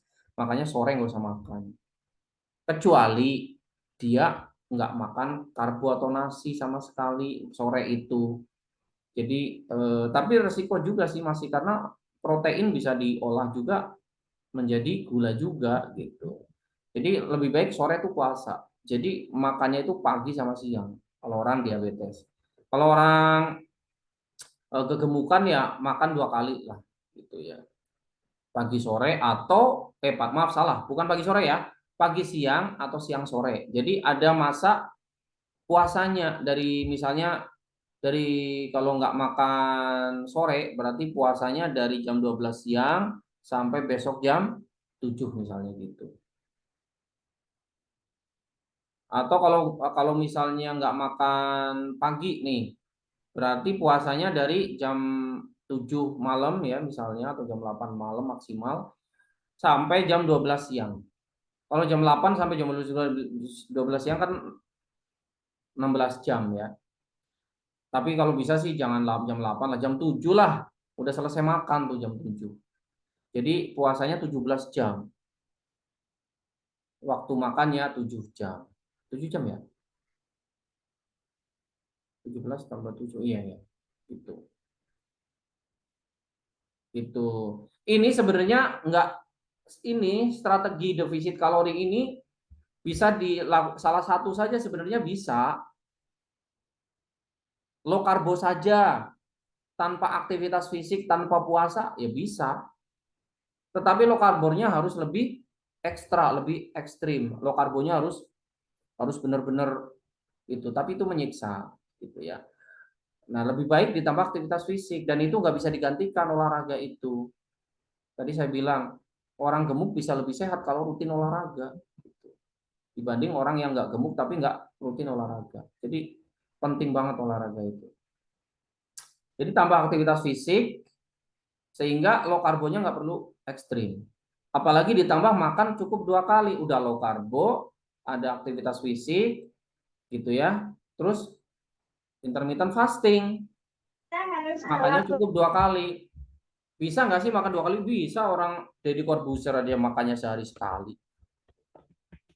Kurang motivasi aja nih kalau yang gemuk-gemuk yang nggak mau puasa atau olahraga ya. Makanya nanti kalau yang gemuk-gemuk itu gabung deh dengan teman-teman di gym gitu. Mereka itu ya hanya demi untuk badan yang ya bukan hanya demi ya, banyak yang memang ada banyak yang motivasinya badan bagus. Ya ada juga yang motivasinya untuk sehat gitu ya, banyak juga yang motivasinya untuk badan bagus gitu ya. Orang-orang kota gitu kan, metro seksual gitu ya. Ada yang motivasinya badan bagus sampai kemudian dia mau makannya cuman sehari sekali atau makan sehari 2 kali, ya intermittent fasting tadi, low karbo gitu. Makanya lebih banyak lemak baik ya. Makanya lemak baik. Boleh dengan ini ketofastosis boleh ya. Teman-teman kalau mau ini gabung di ketofastosis. Ketofastosis itu berarti diet ketogenik ya. Low karbo atau bahkan sangat rendah karbo lah, sangat rendah karbo. Karbonya paling 10% ya, atau maksimal nanti kalau udah jalan 20%. Kemudian lemaknya 70% ya. Kemudian proteinnya 30-an%. Ya, protein nggak boleh lebih tinggi ya, karena berat ginjalnya nanti. Kalau protein tinggi, low karbo, proteinnya tinggi banget, nanti kasihan. Jadi nanti kalori itu diperoleh dari protein. Padahal pembakaran atau pemecahan protein menjadi tenaga itu ada apa namanya? Nanti bisa naik tuh kreatininnya gitu. Ureumnya bahkan juga bisa naik gitu. Makanya protein secukupnya, tapi asam-asam lemak yang cukup ya.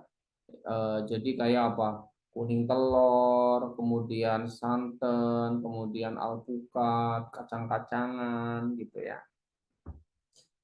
Itu lemak-lemak baik ya.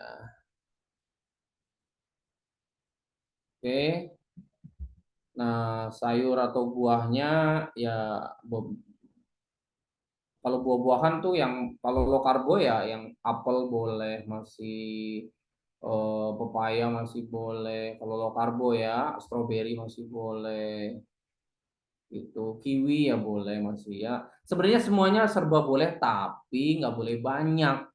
Nah kalau makan karbo, kalau masih makan yang mengandung karbo atau gula, wajib dibuang habis itu dengan jalan kaki misalnya 15 menit kemudian atau maksimal setengah jam kemudian jalan kaki. Pokoknya dibuang tuh kalori yang dari makanan itu.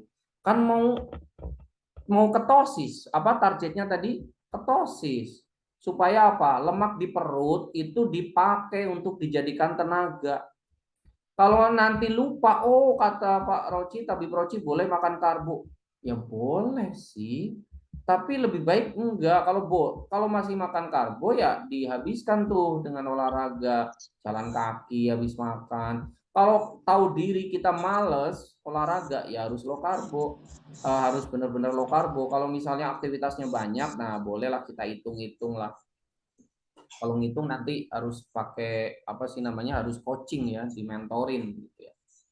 Ini pada nggak disiplin yang mentoring ke saya untuk yang program penurunan berat badan. Tapi kalau yang disiplin, oh alhamdulillah hasilnya bagus, termasuk yang pada diabetes. Oke, jadi ini masalah dysbiosis ya. Ini jelas ya. Oke, prinsipnya itu. Jadi masalah dysbiosis atau apa ketidakseimbangan mikroba itu pemicunya apa? Antibiotik, gula, pemanis buatan, makanan olahan, air keran. Air keran kenapa sih? Karena tinggi klorin gitu, air keran dari PDAM itu. Makanya bakteri baiknya ikut pada mati. Gorengan itu menurunkan bakteri baik dan memicu peradangan dinding usus. Makanan transgenik, stres emosional dan bahan kimia obat ya. Jadi ini yang bisa memicu kematian mikroba baik ya. Nah, terapinya apa?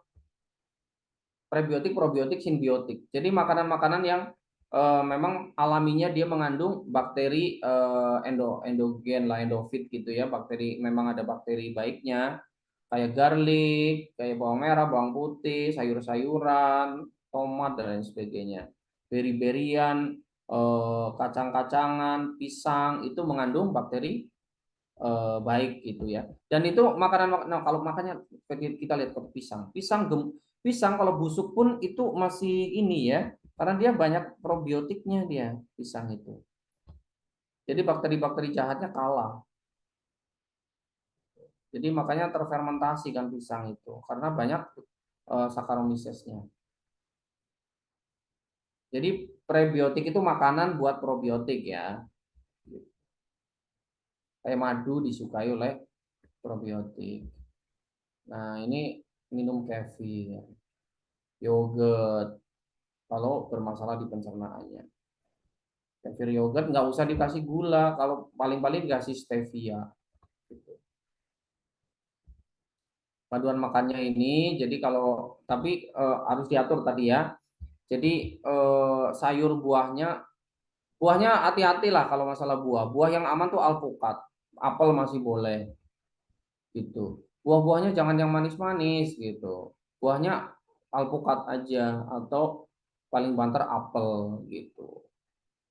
Dan kalau intinya kalau kita mau makan ya makan masih mengandung gula atau karbo, habis makan harus mau jalan kaki. Kalau nggak mau habis makan jalan kaki ya jangan makan yang tinggi karbo. Ini ceritanya kan orang gendut, kalau mau kempes kan gitu. Kalau mau ekstrim memang diet ketofastosis tadi sama intermittent fasting. Low karbo intermittent fasting banyak gerak itu cepet ya. Bisa seminggu bisa bisa 5 kilo seminggu kalau yang seperti itu bisa itu. Tapi kalau nggak mau ekstrim ya sebulan cukup 5 kilo lah. Kalau tadi 5 kilo seminggu, ini 5 kilo sebulan. Nah, ya pelan-pelan aja kalau 5 kilo sebulan. Bisa, bisa. Oh, kalau sebulan cukup 2 kilo ya sudah santai banget berarti. Gitu. Ya, ini kan kalau yang di sini nih kata kotak ini nih karbo ya, tapi kalau saya saran karbo kompleks ya. Karbo kompleks, gandum, kentang, ubi-ubian. Kemudian ini proteinnya, seperempat protein ya. Jadi seperempat karbo kompleks, seperempat protein, kemudian ini sayur dan buah. Buahnya ya yang jangan yang manis. Ini kalau makan sehari 3 kali, ya nanti berat badan mungkin turun. Ya kita titenin lah, gitu ya. Kalau misalnya setiap kita dalam sebulan itu berat badan nggak naik-naik dengan makan begitu, ya misalnya makan dikurangi menunya, ya kalorinya, atau dikurangi jumlah makannya, gitu. Oh, saya nggak mau mengurangi jumlah makan, saya makan tetap 3 kali, kurangi setengahnya kalorinya. Oh, saya makan harus kenyang nih. Kalau nggak stres saya malah jadi puyeng. Oke. Makanya dijadiin yang biasanya dengan porsi yang sama yang tadinya 3 kali jadi 2 kali deh. Tapi jangan mengurangi aktivitas. Gitu. Jadi nanti lama-lama turun. Oh, makanya harus banyak ini. Oke, sekali deh sama olahraga gitu. Jadi kalau bisa itu OMAD ya. OMAD itu one OMAD, one meal a day. Oh iya, one meal a day itu Deddy Corbuzier tuh. Makan besar sekali dia makan tuh. Itu badannya gede ya. Berat badannya melebihi normal, tapi perutnya langsing gitu. Itu sehat gitu. Jadi agingnya kurang. Kalau orang gendut itu cepet cepet ini loh, cepet aging, cepet ubanan, cepet keriput gitu. Cepet aging. Agingnya nggak cuma kelihatan di kulit, oke lah kalau di kulit kan kelihatan lebih cepat tua. Tapi sebenarnya yang terjadi itu aging itu nggak cuma di sel yang di kulit, tapi sel juga ya apa namanya agingnya itu degeneratifnya itu terjadi di seluruh sel di dalam tubuh. Yang kelihatan aja, yang apa namanya di kulit gitu. Padahal dia terjadi aging juga di seluruh tubuh. Sel-sel pembuluh darah, sel degeneratifnya itu terjadi seluruh tubuh gitulah intinya. Nggak cuma di permukaan atau di kulit gitu. Oke, jadi mungkin itu ya. Saya dietnya oke lah, ini lewat lah, ini lewat lah ya. Itu ini serat nih, serat membantu awet kenyang soalnya ini serat. Pentingnya serat ya, pentingnya serat. Serat kenyang itu membantu awet kenyang di perut. Jadi makannya nggak cepet nafsu gitu. Karena tapi jangan lapar mata juga gitu. Jadi jangan diturutin. Ini kan serat itu bisa menyebabkan awet kenyang ya. Minumnya apa, lidah buaya misalnya, oatmeal, sayur-sayuran, misalnya buah alpukat gitu. Kemudian pengendalian nafsu makan. Ya. Serat itu membantu mengatur kadar gula darah, memperlambat penyerapan glukasa, membantu mengurangi rasa lapar. Gitu. Sehingga cenderung mengonsumsi lebih sedikit makanan. Porsinya dikecilin. Ya. Makanan serat itu ya mudah-mudahan porsinya jadi kecil kalau makan serat itu. Karena apa? Ya kan awet kenyang di perut itu. Dan dia bikin ngejel itu. Serat itu kan menahan air. Serat itu. Jadi apa? Penuh di lambung itu, di usus juga penuh. Jadi awet kenyang ya. Dan serat juga mencegah sembelit, meningkatkan sistem pencernaan, menyuburkan mikroba. Serat itu terutama serat larut itu menyuburkan mikroba, jadi subur probiotiknya ya. Nah, meningkatkan asupan serat itu harus ada peningkatan air. Karena apa? Nanti jadi dehidrasi. Kenapa? Airnya ke bawah sama serat. Airnya kan ketahan di serat. Makanya airnya harus lebih banyak ketika minumnya. Ketahan di serat. Makanya BAB-nya kalau seratnya banyak, seratnya cukup, BAB-nya jadi gede, jadi lembek. Banyak airnya BAB-nya kalau banyak makan serat. Itu jadi gede, jadi lembek. Makanya airnya banyak kebuang lewat BAB, harus lebih banyak minum, begitu logikanya. Oke, terapi fisiknya ya intinya inilah ya, tiap hari jalan kaki 30 menit lah. Tiap hari jalan kaki 30 menit. Ini atau 10.000 langkah kalau bisa. 10.000 langkah kalau bisa. Gitu. Ceritanya ini kan mendefisitkan kalori ceritanya. Jadi harus dipikir mendefisitkan kalori. Jadi memang harus dengan ilmu mengurangi berat badan itu. Ya. Nah, kecuali kalau orang yang malas harus dengan ilmu. Kecuali orang yang mau olahraga itu ya yang penting rajin olahraga gitu. Tadi kalau makan karbo dikit, udah habis itu jalan kaki. Pokoknya harus dibuang kalau makan karbo tuh. Gitu. Kan mau ketosis supaya lemak di perut kepake. Gitu. Ya, jadi oke lah lanjut lah. Nah, ramuannya aja udah ini nih, udah jam berapa ini? Udah jam 2 apa 9:12 nih.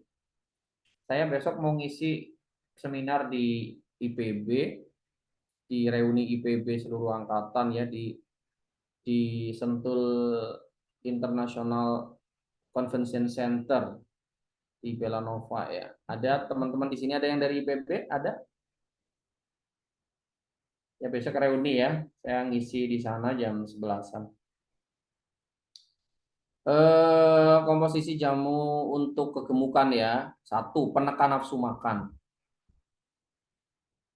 Penekan nafsu makan berarti mempengaruhi hormon grelin, mempengaruhi hormon. Gitu ya, banyak. Ya, menekan nafsu makan. Nanti contohnya apa nanti kita lihat. Ya. Ada pengelek, ada jeruk nipis, menekan nafsu makan tuh ya. Kemudian memberi rasa kenyang. Memberi rasa kenyang ini biasanya karena mengandung serat. Contohnya apa? Nanti kita lihat ya. Contohnya apa? Jati Belanda. Jati Belanda itu mengandung serat. Namanya mucilago. Terus nggak cuman Jati Belanda yang mengandung serat mucilago, tapi juga lidah buaya juga. Tapi lidah buaya juga bikin feses eh, banyak keluar juga gitu. Yang kemudian yang ketiga pemacu katabolisme lemak, bikin cepat keringetan gitu. Kemudian pelancar BAB, tapi jangan pakai pencahar. Pelancar BAB-nya saya nggak suka dengan pencahar. Contohnya apa? Pelancar BAB dengan pencahar. Jati Cina. Kalau jati Belanda nggak akan melaksatif. Jati Belanda itu tidak laksatif ya.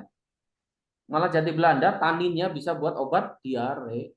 Taninnya. Jati Belanda kan tinggi tanin. Ya seperti teh, tinggi tanin. Gitu. Kemudian menghambat enzim lipase sebenarnya antara perlu nggak perlu ya. Mengelat ini untuk menghambat penyerapan. Tapi nanti resikonya jadi nutrisinya juga kehambat gitu. Kalau saya yang penting itu yang A, B, A dan B itu biasanya satu, kadang-kadang satu herbal bisa A dan B. Kemudian C lah, D itu melancarkan BAB itu nggak boleh laksatif kalau bagi saya. Nggak boleh laksatif. Laksatif itu mencahar. Ya cukup BAB-nya normal aja gitu. Makanya pakai serat aja udah cukup. Jadi yang penting itu sebenarnya ABC aja. A dan B jadi satu, kemudian C ya udah dua. Menekan nafsu makan, memberi rasa kenyang, sama macu katabolisme udah itu aja. Nah, penekan nafsu makan, jeruk pahit, jeruk nipis juga gitu. Teh hijau juga, buncis, pengelai juga ya, ini pengelai tapi nggak masuk. Pengelai menahan nafsu makan. Kemudian memberi rasa kenyang itu ya. Di sini ada nggak memberi rasa kenyang? Oh, nggak ada. Jadi saya tambahin sendiri ya, dicatat ya. Memberi rasa kenyang itu tadi apa tadi saya nyebut jati belanda. Nah kalau benglai dua, mengurangi nafsu makan sama nambah rasa kenyang. Nah kalau jati belanda itu memberi rasa kenyang karena ada serat musilagonya dia yang menyebabkan apa? Menahan air jadi ngegel, jadi perutnya awet kenyang.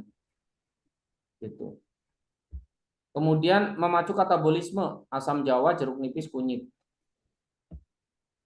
Tapi kunyitnya jangan diperas ya, jangan peras diminum, tapi kunyitnya harus direbus. Supaya apa? Supaya asirinya nguap.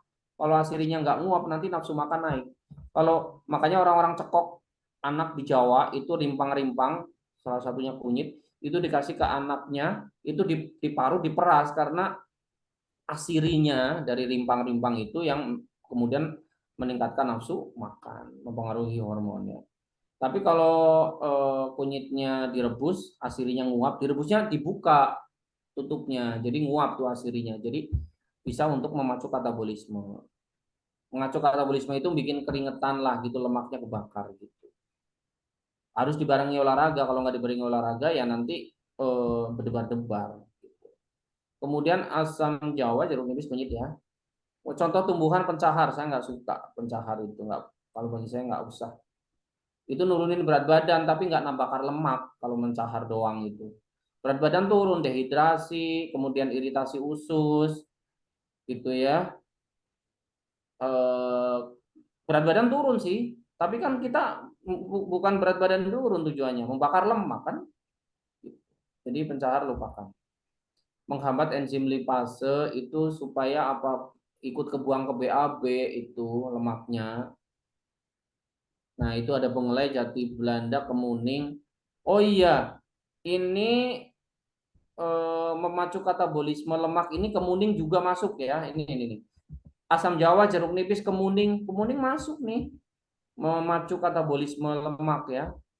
Kemudian penghambat enzim lipase. Ini nanti saya hapus supaya nggak inilah.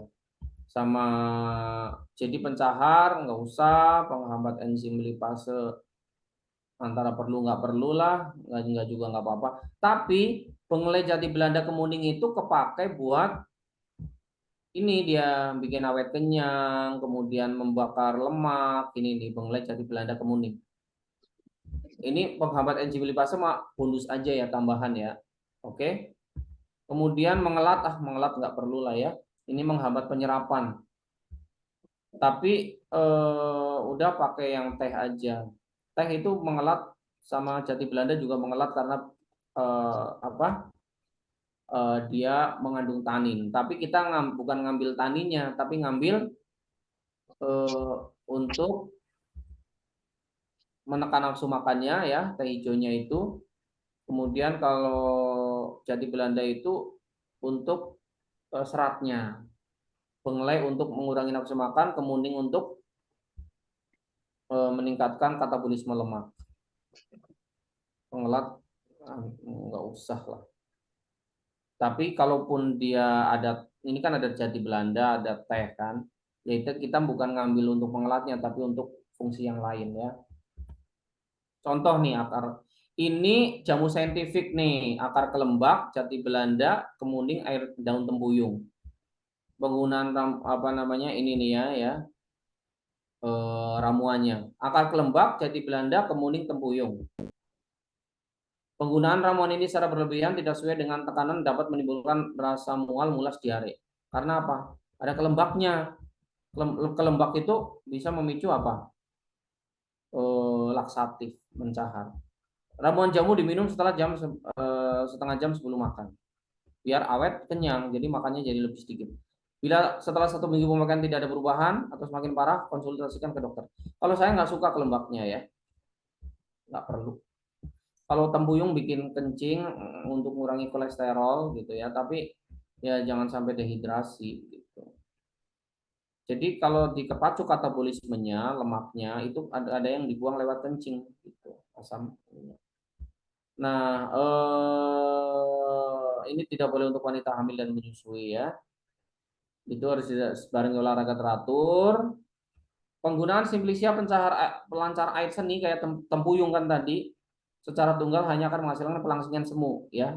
Jadi dehidrasi kan. Orang dehidrasi banyak pipis itu nanti akan ini juga akan mengurangi berat badan tapi tidak kebakar lemaknya gitu. Semu itu katanya gitu. Pelangsing yang mengandung biji psyllium khas, Plantago ovate dan biji Plantago mayor tidak boleh dalam bentuk serbuk dan harus minum 8 gelas sehari. Karena apa? Ini airnya itu harus akan diserap gitu. Nanti tubuh kekurangan air karena diserap sama serat. Psyllium khas ya. Penggunaan pencahar dan jamu untuk mengurangi kegemukan tidak dianjurkan karena akan menimbulkan dehidrasi malnutrisi. Ya, mencahar dan pengelat juga saya nggak suka juga pencahar dan pengelat ya. Memang banyak dipakai, tapi kalau bagi saya cukup menekan nafsu makan sama katabolisme, udah dua itu sebenarnya lah. Yang lain itu pakai defisit kalori tadi ya, dengan teori tadi ya, banyak gerak, kurangi makan, kurangi kalori, udah gitu. Nah ini yang aman nih, menurut saya ini aja nih ya, cara apa ini aja ya ramuannya. Ini kalau ini ramuan saya ini, saya punya obat ini. Kalau yang ini jamu saintifik ini, yang Kemenkes. Nah ini kalau ini lebih aman. Jati Belanda, kemuning, benglai, udah itu. Nafsu makannya berkurang, katabolisme naik, keringetan. Tapi nggak pakai ini pun boleh, asalkan tadi ya defisit kalori. Caranya dengan low karbo, kemudian intermittent fasting dan meningkatkan aktivitas atau olahraga. Itu yang paling sehat itu udah. Dan minumnya kefir atau yogurt ya walaupun dikit tapi tetap minum ada kefir atau yogurt gitu. Supaya proteinnya tetap ya. Gitu. Tapi lemak rendah. Yogurt kefir kan rendah lemak. Tapi masih ada karbo sih. Ya, rendah karbo, maaf saya salah ngomong ya. Yogurt kefir itu rendah karbo karena karbonya kan dipakai oleh bakteri. Difermentasi oleh bakteri. Jadi yogurt kefir itu bagus. Asam aminonya bagus, kaya, tetapi karbonya rendah. Kefir yogurt itu. Nutrisinya bagus, asam aminonya bagus, probiotiknya bagus. Oke, benglai, jati Belanda, kemuning 30 gram, 30 gram, 20 gram. Udah ini. Awet, kenyang, katabolisme ya, kemudian aman lah ya. Dan nggak sakit perut karena benglai itu bagus untuk pencernaan gitu. Oke, rebus dengan air. Jadi gini. Airnya direbus dulu 4 gelas itu.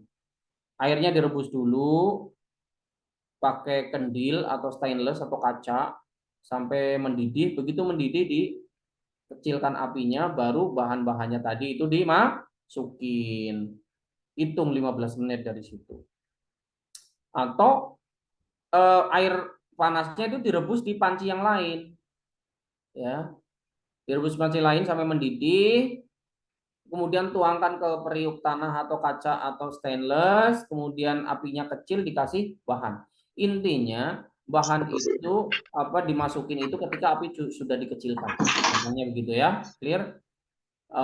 Kemudian diamkan, dinginkan, saring dengan ramuan dengan bahan non logam. Nyaringnya dengan bahan non logam. Kain, flanel gitu ya, kain yang bagus ya, jangan yang warnanya luntur bahaya keminum. Nilon gitu, serat saringannya itu. Ya. Kenapa coba? Ya khawatirnya bereaksi itu saringan ininya ya dengan bahan-bahan herbal. Diminum 3 kali sehari. Kalau makannya 3 kali, kalau makannya 2 kali ya diminum 2 kali gitu, setengah jam sebelum makan. Oke. Nah, ini ada lagi tambah lidah buaya. Jati Belanda kemudian bunglai lidah buaya 4 ini juga boleh nih. Ramuan ini boleh. Tambah lidah buaya, tambah awet kenyang benar. Lidah buaya itu dan tambah BAB-nya lebih lancar. Gitu ya. Tapi jati Belanda sama lidah buaya sebenarnya mirip-mirip lah ya. Sama-sama bikin BAB-nya lancar. Tapi lidah buayanya dibuang dulu apa namanya lendirnya. Oke, mungkin udah itu. Dari saya sekian, ada kesalahan mohon maaf. Kita tanya jawab sebentar ya sampai setengah 10 aja. Oke teman-teman, silakan kalau ada pertanyaan. Saya tadi bilangnya sampai jam setengah 9 aja, sekarang sudah setengah 10 ya. Oke, silakan teman-teman. Ini ada Baik, kepada Bapak dan Ibu yang ingin mengajukan pertanyaan materi obesitas tadi, kami buka untuk 2 sesi orang penanya terlebih dahulu. Terlebih dahulu Bapak dan Ibu boleh raise hand untuk mengajukan sesi pertanyaan. Kepada Bapak dan Ibu kami persilahkan. kita kemalaman ya. Jadi nanti saya bisa apa namanya, nggak perlu malam-malam ya. Ya. Ada yang mau ditanyakan teman-teman? Diskusi. Saya sukanya diskusi nih sebenarnya nih. Abu Hana. Oke, ini pada tutup ini semua ya.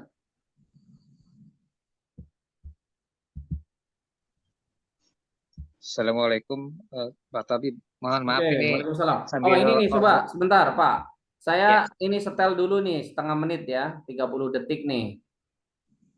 Ini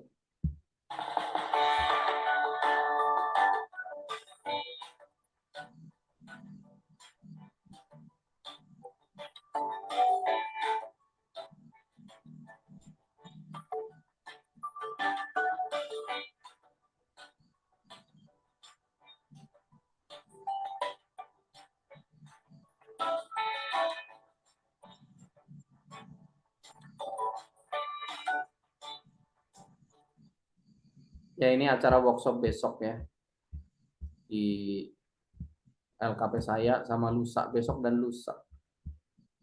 Oke. Ya oke teman-teman, siapa tadi yang ini? Oh, silakan siapa Abu Ham. Assalamualaikum Pak Tabib. Ya, Waalaikumsalam warahmatullahi Mohon maaf, wabarakatuh. off kamera ini lagi di. Kamu tanya kalau tadi kan ada apa namanya berapa gramnya gitu, itu dalam bentuk kering atau basah ya? Kalau dikeringkan Kering, bisa nggak ya? kering. Tadi itu kering ya. Nggak kering ya? Kalau basah 2 kali lipatnya, Pak. Oh iya. Itu dalam bentuk kering. Tadi kalau misalnya bengle jati Belanda 30-30, terus kemuningnya 20 itu kering. Kalau basah 2 kali lipatnya. Terus tadi yang ada dari saintifik itu kan ada kelembak, tempuyung, gitu ya. Itu jati Belanda juga, itu kering juga ya. Gitu. Oke. Ada lagi Pak? Kalau lidah buaya itu berarti ngeringannya gimana ya? Oh enggak, kalau lidah buaya dianggap basah.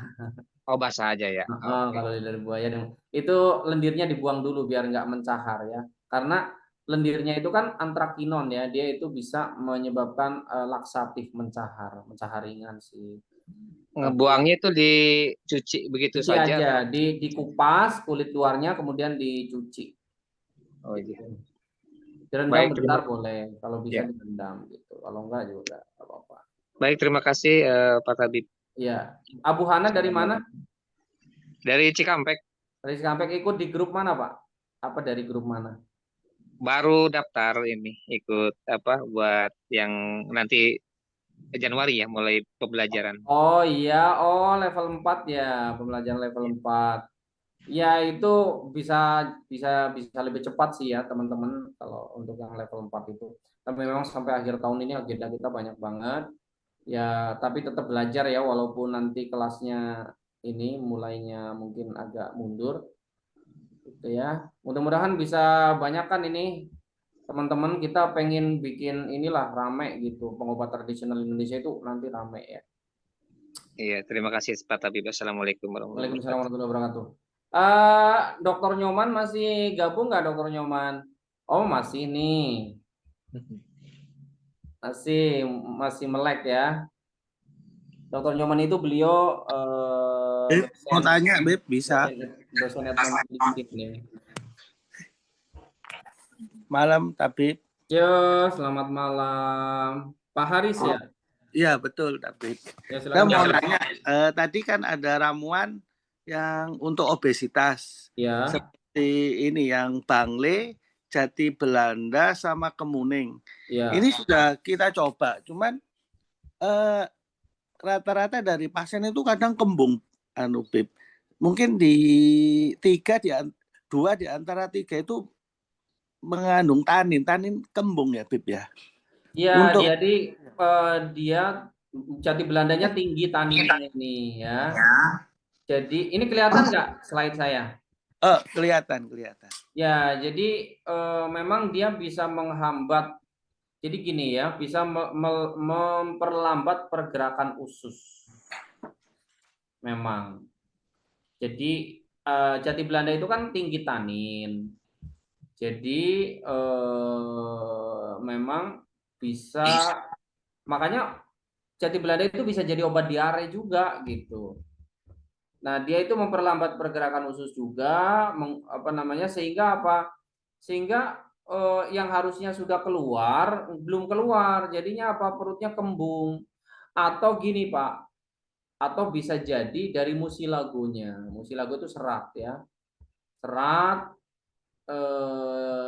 yang menyebabkan apa? Awet kenyang, memang begitu. Nanti dikurangi coba jati Belandanya. Jadi Baik, Belandanya Beb. dikurangi ya. Iya. Mungkin Misalkan kebanyakan. Jadi misalkan Belandanya, ya dosisnya dikurangi berapa, Beb? ya contohnya dikurangi jadi 20 misalnya Oh, gitu iya. ya. Iya. Sebenarnya gini, ini kan kalau dia mau diet makanan, tadi kan tekniknya kan ada diet rendah karbo, tambah aktivitas, atau dikurangi waktu makannya jadi yang dari 3 kali jadi 2 kali. Coba kalau bisa tiga-tiganya, tapi kalau enggak salah satu. Jadi misalnya dia itu nggak naik berat badannya tapi gemuk terus, misalnya berat badannya 100 kilo 100 kilo terus gitu ya. Nah, kebiasaan makan dia itu harus dirubah, yang tadinya tinggi karbo jadi setengahnya dulu coba karbonya, sambil dinaikin aktivitas fisiknya. Kan tadi sudah terbukti dengan pola makan dan gaya hidup yang lama dia 100 kilo nggak naik-naik. Jadi itu sudah terjadi keseimbangan tuh. Nah, sekarang karbonya diturunin, yang tadinya nasinya sepiring jadi setengah piring dulu biar nggak stres. Kemudian dinaikin tuh aktivitasnya, yang tadinya nggak pernah jalan jadi jalan tiap hari. Ini mau sehat nih, jadi nggak boleh males gitu. Kemudian tadi kalau misalnya nanti pelan-pelan gitu kan, eh, apa namanya, yang tadinya kalau misalnya kalau sudah cukup dengan progresnya sih nggak apa-apa, makanya tetap 3 kali. Tapi kalau nggak cukup dengan progresnya, makanya 2 kali pagi siang atau siang sore, siang dan malam. Itu nggak cuma jadi kurus tapi nambah sehat. Puasa itu nggak cuma jadi kurus tapi nambah sehat gitu ya. Apoptosisnya apa sih namanya, aktivitas makrofagnya naik gitu ya. Sel-sel yang mati dimakan-makan gitu. Jadi detoksifikasinya bagus banget. Nah, nanti pelan-pelan kalau memang masih mau ngurangi ini baru dibantu gitu. Memang kadang bikin enek Pak untuk yang bikin awet kenyang itu, atau ngurangi nafsu makan jadi enek. Namanya juga masuk nafsu makannya berkurang gitu ya, berlawanan dengan enek. Kalau enek nafsu makannya turun gitu.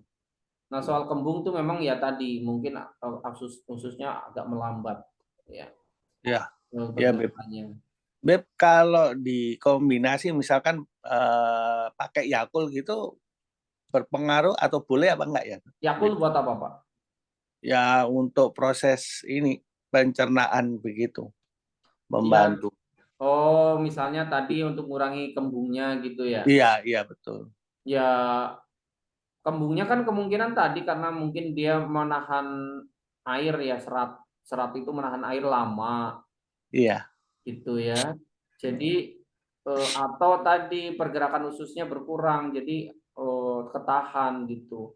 Jadi ya BAB-nya dilancarin, coba di BAB-nya nggak dilancarin, agak dikasih yang untuk melancarkan BAB deh. Iya, iya Misalnya apa, lidah buaya, kemudian apa daun apa namanya, buah pepaya gitu. Lidah buaya, buah pepaya biar BAB-nya lancar gitu. Dan tadi jati Belandanya kan dikurangi gitu. Nah, contoh untuk diet kalau ini nasinya nanti diganti bisa dengan nasi porang gitu. Jadi tetap berasa makan nasi tapi kalorinya rendah. Gitu. Salah satu contohnya begitu. Nasi porang bikin awet kenyang kok. Ya. Awet kenyang dia karena seratnya tinggi. Nah, masalah serat tinggi ini memang kadang orang jadi kerasa perutnya penuh atau begah, kadang-kadang begitu. Berarti dikurangi seratnya kalau begah penuh. Ya, oke begitu, Pak. Ya, makasih Beb. Sama-sama. Ada lagi teman-teman?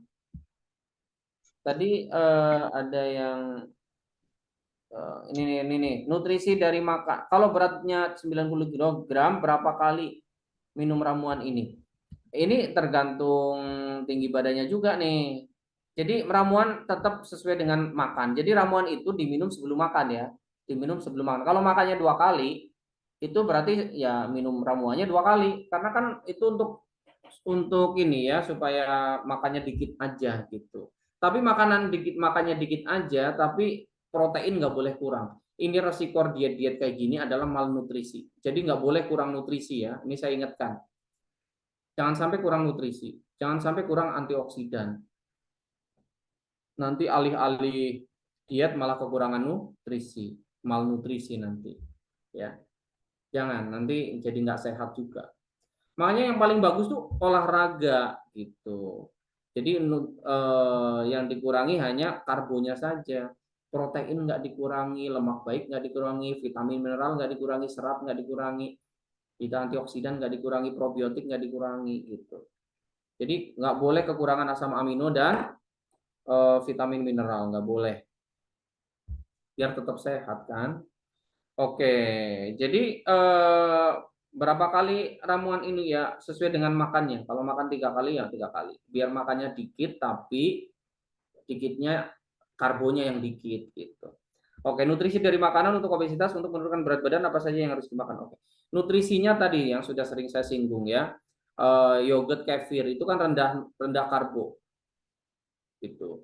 Terus yang tinggi serat ya, yang tinggi serat tapi ya kadang-kadang bikin begah kadang-kadang ya. Ya tinggi serat itu ya apa namanya? Contohnya apa namanya? Makanan yang tinggi serat tuh ya, kacang-kacangnya buncis, kacang panjang, okra itu tinggi serat musilago yang serat berlendir-lendir itu. Ya itu tinggi serat tuh. Kemudian boleh makan santan ini ya, santan yang enggak dipanaskan, bagus itu. Terus lemon, jeruk nipis itu nutrisinya banyak, vitamin mineralnya, tapi dia bikin awet kenyang. Terus apa makanan apa lagi, cuka apel. Cuka apel ya, tapi cuka apel itu bikin mengurangi pergerakan usus juga. Jadi memperlambat pengosongan perutnya jadi awet kenyang. Tapi ya namanya awet kenyang itu ya kadang nggak enak rasa gitu ya. Tapi cuka apel bagus. Nah, minum cuka apel itu harus dicampur air. Misalnya air 1 gelas, tambah cuka apel 2 sendok, diminum pakai sedotan ya, karena dia merusak gigi, merusak bibir ya, jadi pecah-pecah bibirnya. Jadi minum cuka apel itu pakai sedotan. Sebelum makan, pas sebelum makan. Tapi kalau ada gangguan lambung, pas saat makan. Ya. Oke, maaf tambahan usia 21 tahun. Oke lah ya. Ya seperti itu. Jadi minumnya pas mau makan aja, setengah jam sebelum makan. Sekali lagi jangan ngandelin herbal. Yang paling sehat adalah dengan tadi gaya hidup dan pola makan tadi. Ingat ya, low karbo, tapi nggak boleh kurang nutrisi, intermittent fasting sama meningkatkan aktivitas fisik. Ditingkatkan aktivitas fisiknya bertahap supaya nggak kapok. Nanti langsung olahraga, langsung ini kapok, pegel-pegel badan, gitu ya. Pelan-pelan aja. Apalagi kalau udah gemuk banget, maksain olahraga, nanti dengkulnya cedera, resiko ya, ototnya belum kuat soalnya. Karena jarang olahraga. Nanti sambil berkuat ototnya, sambil mulai ditingkatkan, apa sih namanya? Ditingkatkan impact-nya gitu, ditingkatkan porsinya. Ya, rekaman Zoom nanti kita lihat ya, Zoom-nya direkam ya. Makanya ikut grup aja terus ya Bu, Pak.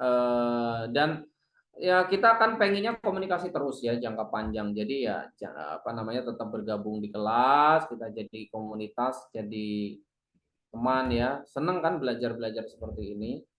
Kemudian yang kelas 300 jam itu insya Allah dimulainya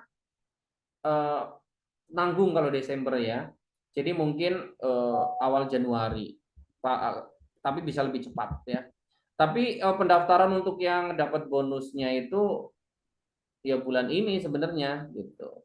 Kan kalau 1 tahun itu kan ini ya. Nanti kan tergabung di grup ya, semuanya tergabung di grup ya. Nanti kita ini kelas 300 jamnya paling lambat awal Januari 2024 paling lambat. Tapi mungkin bisa cepat ya, atau bisa jadi awal Desember. Ini tergantung jumlahnya karena banyak teman-teman yang mau gabung tapi belum ini pada bayar gitu. Oke ya, mungkin udah kemalaman, saya harus mempersiapkan fisik besok, ngisi di IPB, jadi kita tutup ya. Untuk kelas SPA online-nya mudah-mudahan nanti kita bisa adakan ya. SPA online-nya mudah-mudahan nanti kita bisa adakan. Nanti bisa request ya ke admin kalau pelatihan apa gitu ya. Gitu. Nanti kita adakan dan bisa kerjasama juga. Misalnya Pak Jalinus di Medan kita ngadain pelatihan formulasi herbal di sana misalnya ya, kita bisa adain di sana. Nanti jadi panitianya misalnya gitu ya. Gitu. Biasanya begitu. Oke, teman-teman sekalian, saya pamit undur diri dulu. Ya, nanti soal bahan presentasinya nanti dibicarakan dengan apa di grup ya. Jadi dipastikan semua masuk grup dulu. Ya. Dari saya sekian, ada kesalahan mohon maaf. Kita ketemu lagi tanggal berapa ya? Nanti pengumumannya di grup ya. Jadi kita kajian pekanannya insya Allah rutin. Nanti ketemu lagi mungkin tanggal berapa nanti. Dari saya sekian, ada kesalahan mohon maaf. Wallahul muwaffiq ila aqwamit thoriq. Kita belum banyak kenalan ya. Nanti ketemu lagi ya. Siap ya, ketemu lagi ya nanti ya, kajian selanjutnya ya. Insyaallah, Siap, Bir. tapi siap, insya Allah. Dari saya sekian, ada Dokter Ana. Dokter Ana dari mana nih? Dokter Ana Hadisiswanto. Jakarta. Oh, saya kayak nggak ini deh, nggak asing Dokter Ana tuh nggak asing deh. Asli. Oh, Aspetri. Ya, baik ya. Ya di grup kemarin itu banyak dokternya juga tuh yang di level 4 kemarin itu ya. Baik teman-teman, ya salam kenal semuanya ya. Kita belum bisa kenalan satu-satu, kita nanti kenalan di grup. Dokter Ana dan sudah di grup juga kan ya, di grup naturopati holistik ya. Ya. Ya, baik. Ya nanti kita kenalan lebih lanjut ya. Dari saya sekian, ada kekurangan mohon maaf.